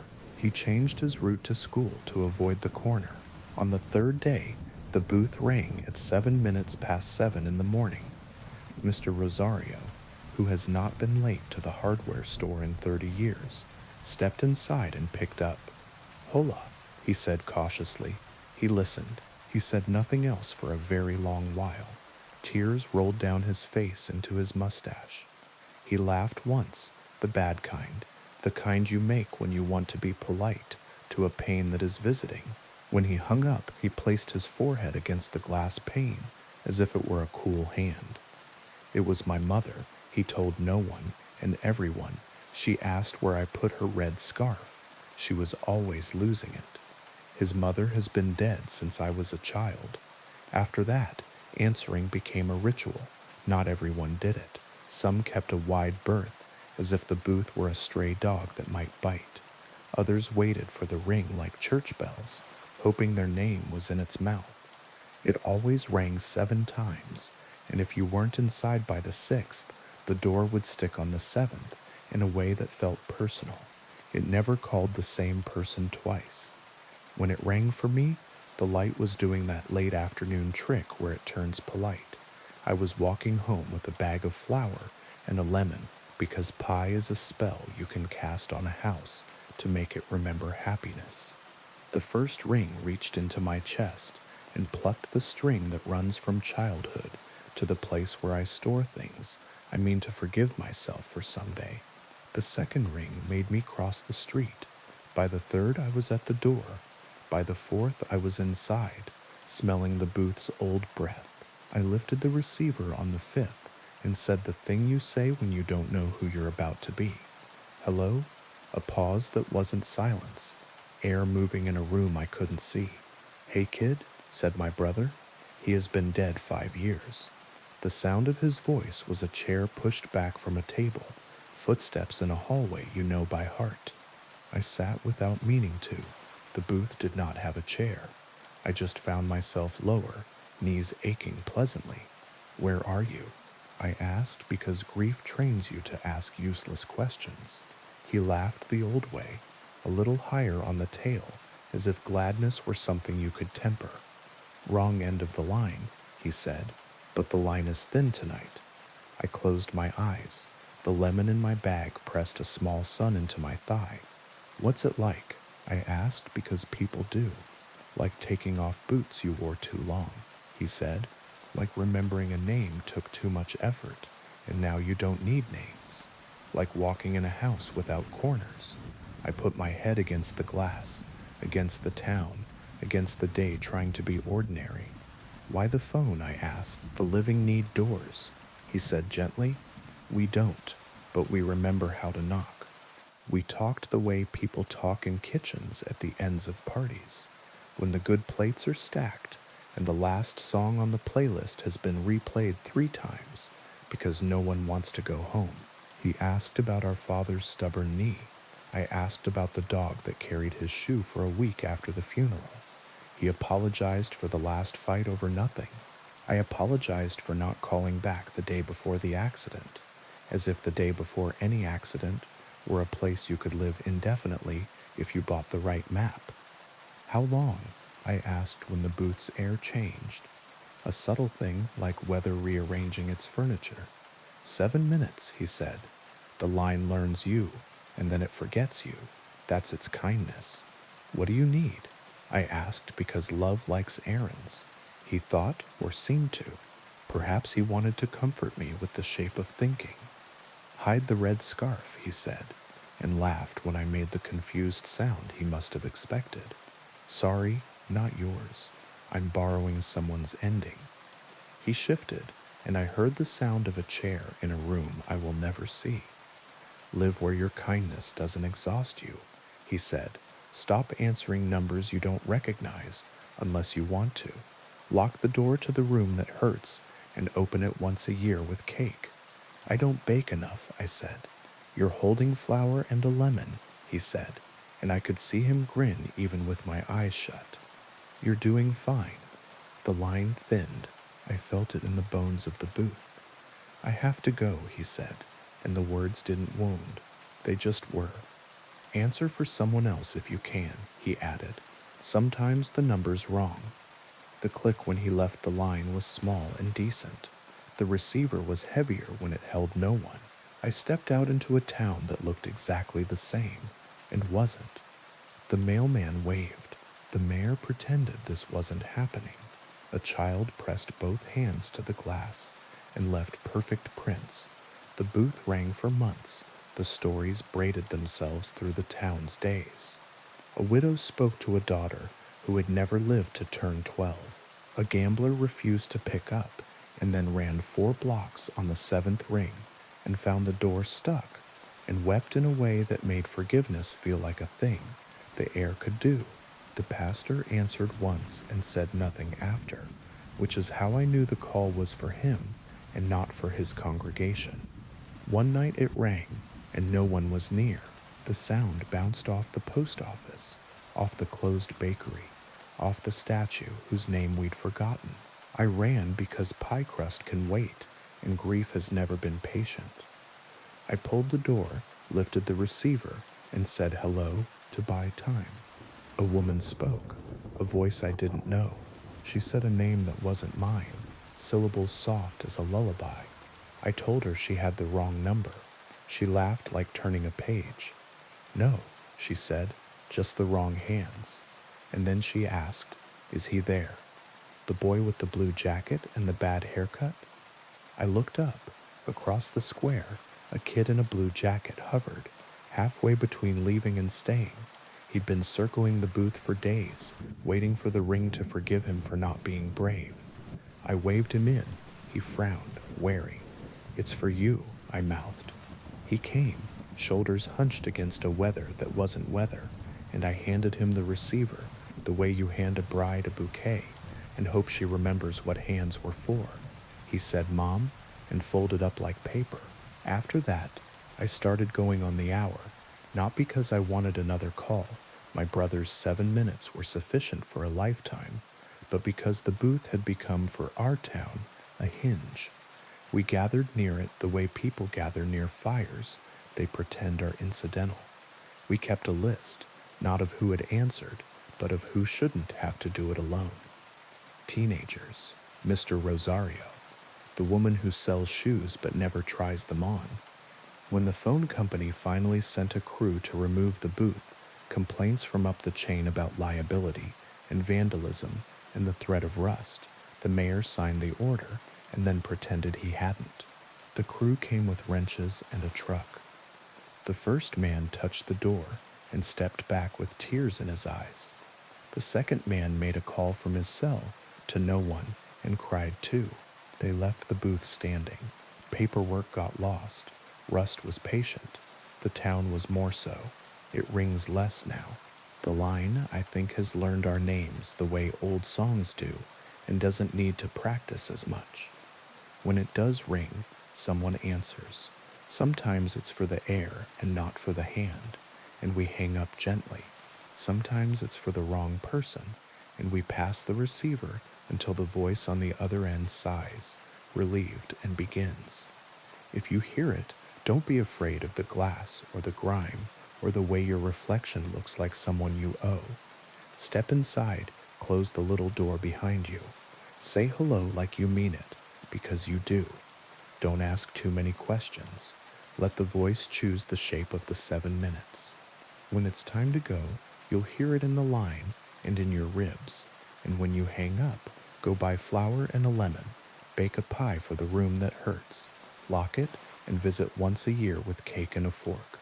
Answer if it rings for someone else and you're the one standing nearest. We keep each other's calls when we can. That, more than anything, is what makes a town. Now, on to the next story. The first time I saw her, she stood at the bend in the road where the guardrail had a dent that matched my car's left fender.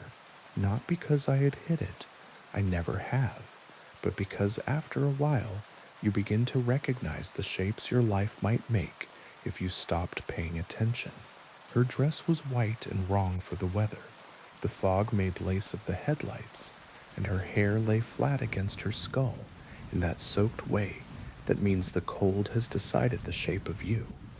I slowed. You always do, even after you promise yourself you won't.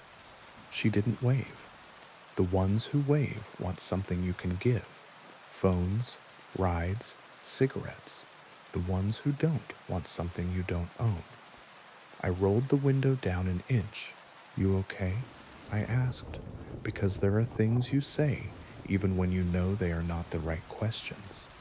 She stepped into the beam of light. Her face was very pale and very composed, the way the dead are in paintings where artists have mercy. There was a waterline darkening her dress at the hips, as if she had climbed out of a lake and left the lake behind out of politeness. Her eyes did not meet mine. They fixed on the passenger seat. "Can I sit?" she asked, not looking at me, and the grammar was so ordinary, I said yes before the rest of me could vote. The door opened without my hand. The smell of the river climbed into the car and chose a corner. She sat and buckled herself in with careful fingers. The belt lay wrong across her chest, as if it remembered another shape. "Where are you going?" I asked. "Home," she said. The road took us in. The fog swallowed the world beyond my high beams, leaving me a ribbon of brightness to follow and nothing else. We drove past the stretch where the water runs closest, and the sound of it becomes a second engine. She turned her head fractionally toward it, and then away, as if listening to a story that had been told to her too many times. "Did you come from there?" I asked, and regretted the question as soon as it left me. She folded her hands in her lap. They were not cold. They were the temperature of water that has decided to be a body for a while. "Everyone does," she said. We reached the old stone bridge. The county never tore it down because bridges are superstitions you don't want to test. The new road goes around, the old one crosses. I never choose the old one at night, but the fog pulled my hands left, and the car obeyed. Halfway across, she spoke in a voice you use when you remind someone to take a breath. "Don't stop." I didn't. The fog thickened into a wall, and then into a room, and then into a person.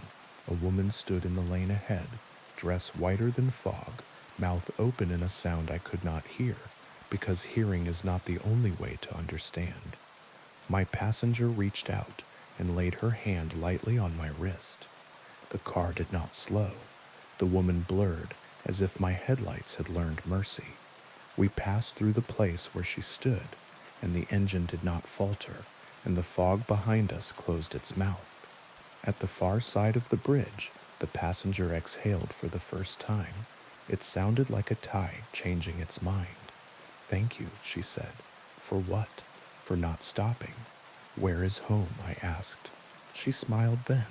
"A small, exact thing you could put in your pocket and take out when you needed proof that kindness has weight." "Anywhere away from the water," she said. "For now."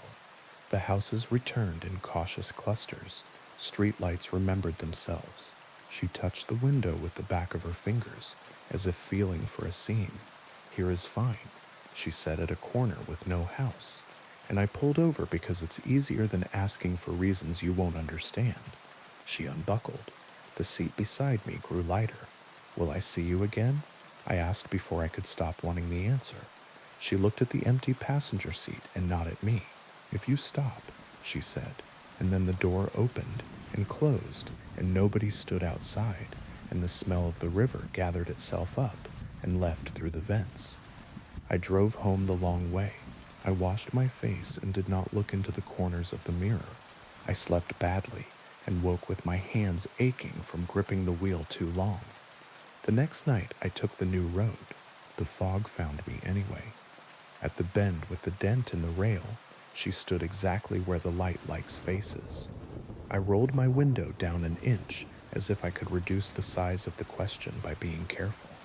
"Can I sit?" she asked, eyes fixed on the passenger seat. I nodded. We drove. The old bridge waited. The fog made a door of itself.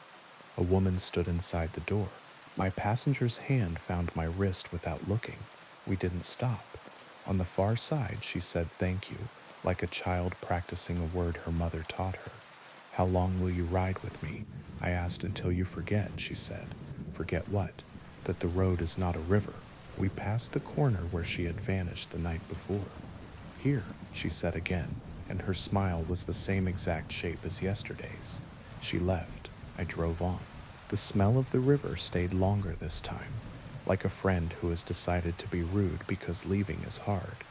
On the third night, I told myself I would take the highway. I told myself I would shut my eyes to the bend, and the bridge, and the fog, and the shape of a woman standing where the world narrows. I told myself many things. The car did what it wanted. At the bend, no one stood.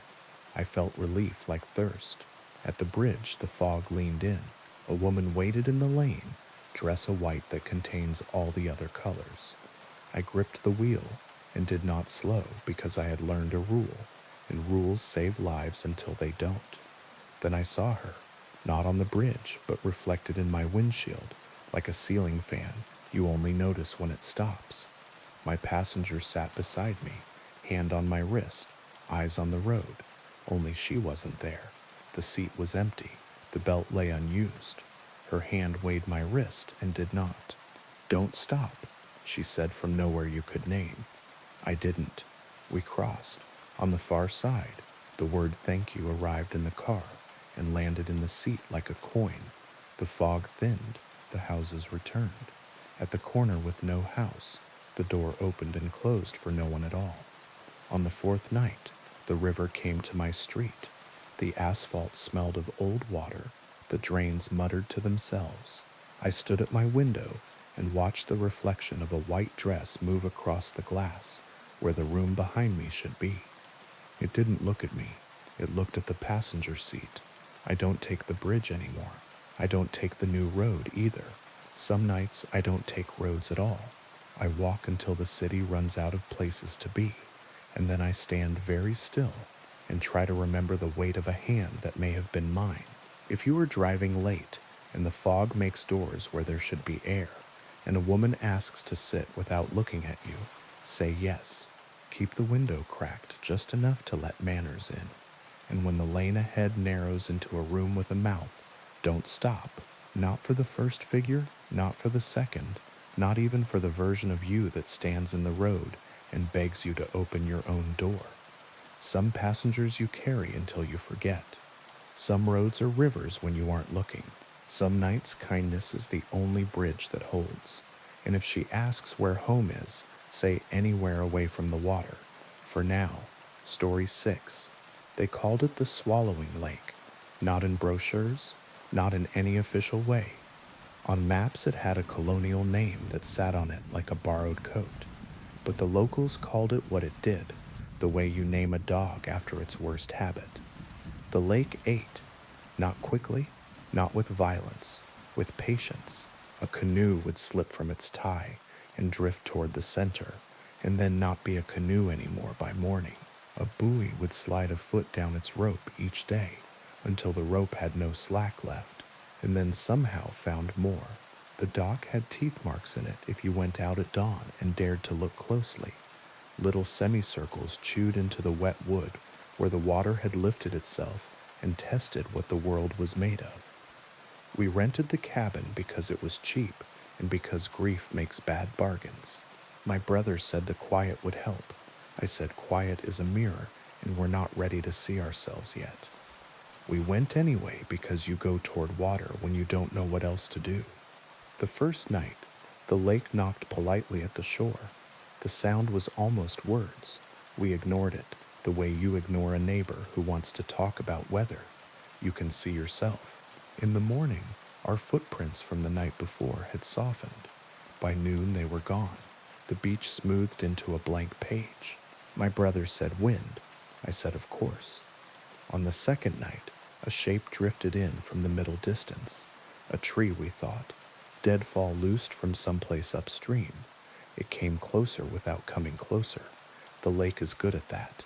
And when it reached the shallow slope where you can still see bottom, it wasn't a tree. It was a door.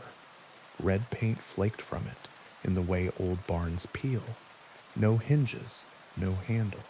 Just a door lying flat in the water, as if the lake had decided to sleep like a house. Don't touch it, I said, because some sentences say themselves. My brother laughed, because laughter is one way to keep a thing where you can see it. He waded into his knees. The water did that cold trick where it climbs, and your body pretends to be brave. He put his hand on the edge of the door and pushed. It moved as if pushing were something it had been waiting for. He turned it toward shore. We dragged it up onto the sand together. It was heavier than its size. Doors remember every hand that ever closed them. There was writing on the underside, pencil scrawled over a child's height and an adult's, names, dates, a list of things that get longer when you're not looking. The most recent entry read like a note someone wrote to themselves and forgot on purpose. If you open it while the lake is speaking, you don't come back the same. We leaned it against the cabin wall, as if it belonged to us now. It made the place look like it had a history beyond a rental agreement. That night, the lake spoke. Not out loud. There are rooms inside you that hear things your ears don't. I woke with the door's red pressed against the back of my eyes, and the sound of someone knocking on the underside of water. My brother slept anyway. His body had made its choice. I went to the deck and stood with my hands wrapped in a blanket and watched the lake breathe. The door against the cabin wall cast a thin shadow, as if the moon had drawn it with a hard pencil, and then lifted the pencil carefully so as not to smudge. The knocking continued, not frantic, patient, as if whatever was underneath knew we would open if we decided we were decent. I went down to the sand. The door looked taller at night. I put my ear against the old wood and heard a voice the way you hear your own blood when you lie too long on one side. It said my name in the tone people use when they want to borrow something and intend to give it back. Go away, I said without much conviction. The door answered by not answering. I don't know how long I stood there.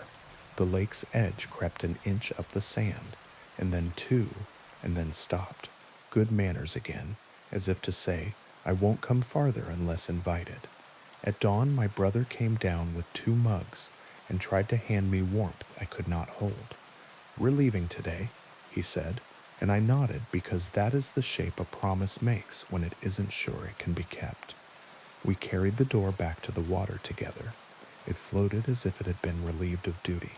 He turned it so the writing faced down, as if to keep the names from getting wet. I watched his fingers let go one at a time, the way people do when they're practicing their exit. The lake accepted the door and took it toward the center with the same speed it takes everything, slow, certain, kind, if you like a certain kind of kindness. We packed. We cleaned as if a stranger were going to judge us. We put the keys where the email said to. I stood on the deck for a last look and saw the lake's middle pucker, as if something had just decided to open its mouth. Don't look, my brother said. Don't make it a story. On the drive home, the road unspooled and spooled behind us. At a turnout where you can see the lake from above, if you don't mind the guardrail being a suggestion, I told him to stop. He said no, the way you say no to a child who asks to hold a knife. I said please the way you say please when you already did the thing and are asking permission to remember it that way. We pulled over. The lake lay below, very still and very much pretending. In the center, a square of red floated like a mouth that had learned manners and shut itself. Is that my brother began, and then the red tipped, and the lake closed over it without ripple, as if swallowing were the same as never having been hungry. We didn't speak the rest of the drive. At home, the house's familiar corners did that trick where they look new when you return from a place that doesn't have corners. I slept and dreamed the sound of knocking on the underside of something that wasn't the lake anymore. In the morning, my front door had a new scratch low down where your hand goes when you're small. I keep a glass of water by the bed now. I don't drink it. I watch it. Some nights, when the room holds very still, the surface shivers though the air is calm. I tell myself it is trucks on a distant street, a neighbor closing a drawer. Down the hall, my brother runs his shower too long. He sings to cover the knocking. It doesn't work, but it makes a better story. If you go to the swallowing lake, don't bring back souvenirs. Don't write your name on the underside of anything. And if a door floats up to you as if you called it, push it back with both hands and don't read the list. Names are invitations. Lakes collect them. If someone inside the wood asks you to open, ask them this instead. Will you give it back? If they say yes, know that they mean the wrong thing, because lakes don't empty. They learn you. They keep what you were when you stood on their shore and listened too long. And sometimes, at night, the water in your house remembers the shape of a door and knocks until you come to let it in. Now, on to the next story. The river at night had a sound all its own. Not just water moving, but something deeper, like whispers hidden in the current, rising and falling with every bend. When I was a kid, I used to love it. That rushing noise lulled me to sleep on nights when the windows were open and the summer heat pressed down. But that night, that sound felt different. I had stopped by the bridge out of habit. It was late, and I was driving back from a visit with friends. The highway was faster, sure, but when I wanted quiet, I cut through the back roads along the water.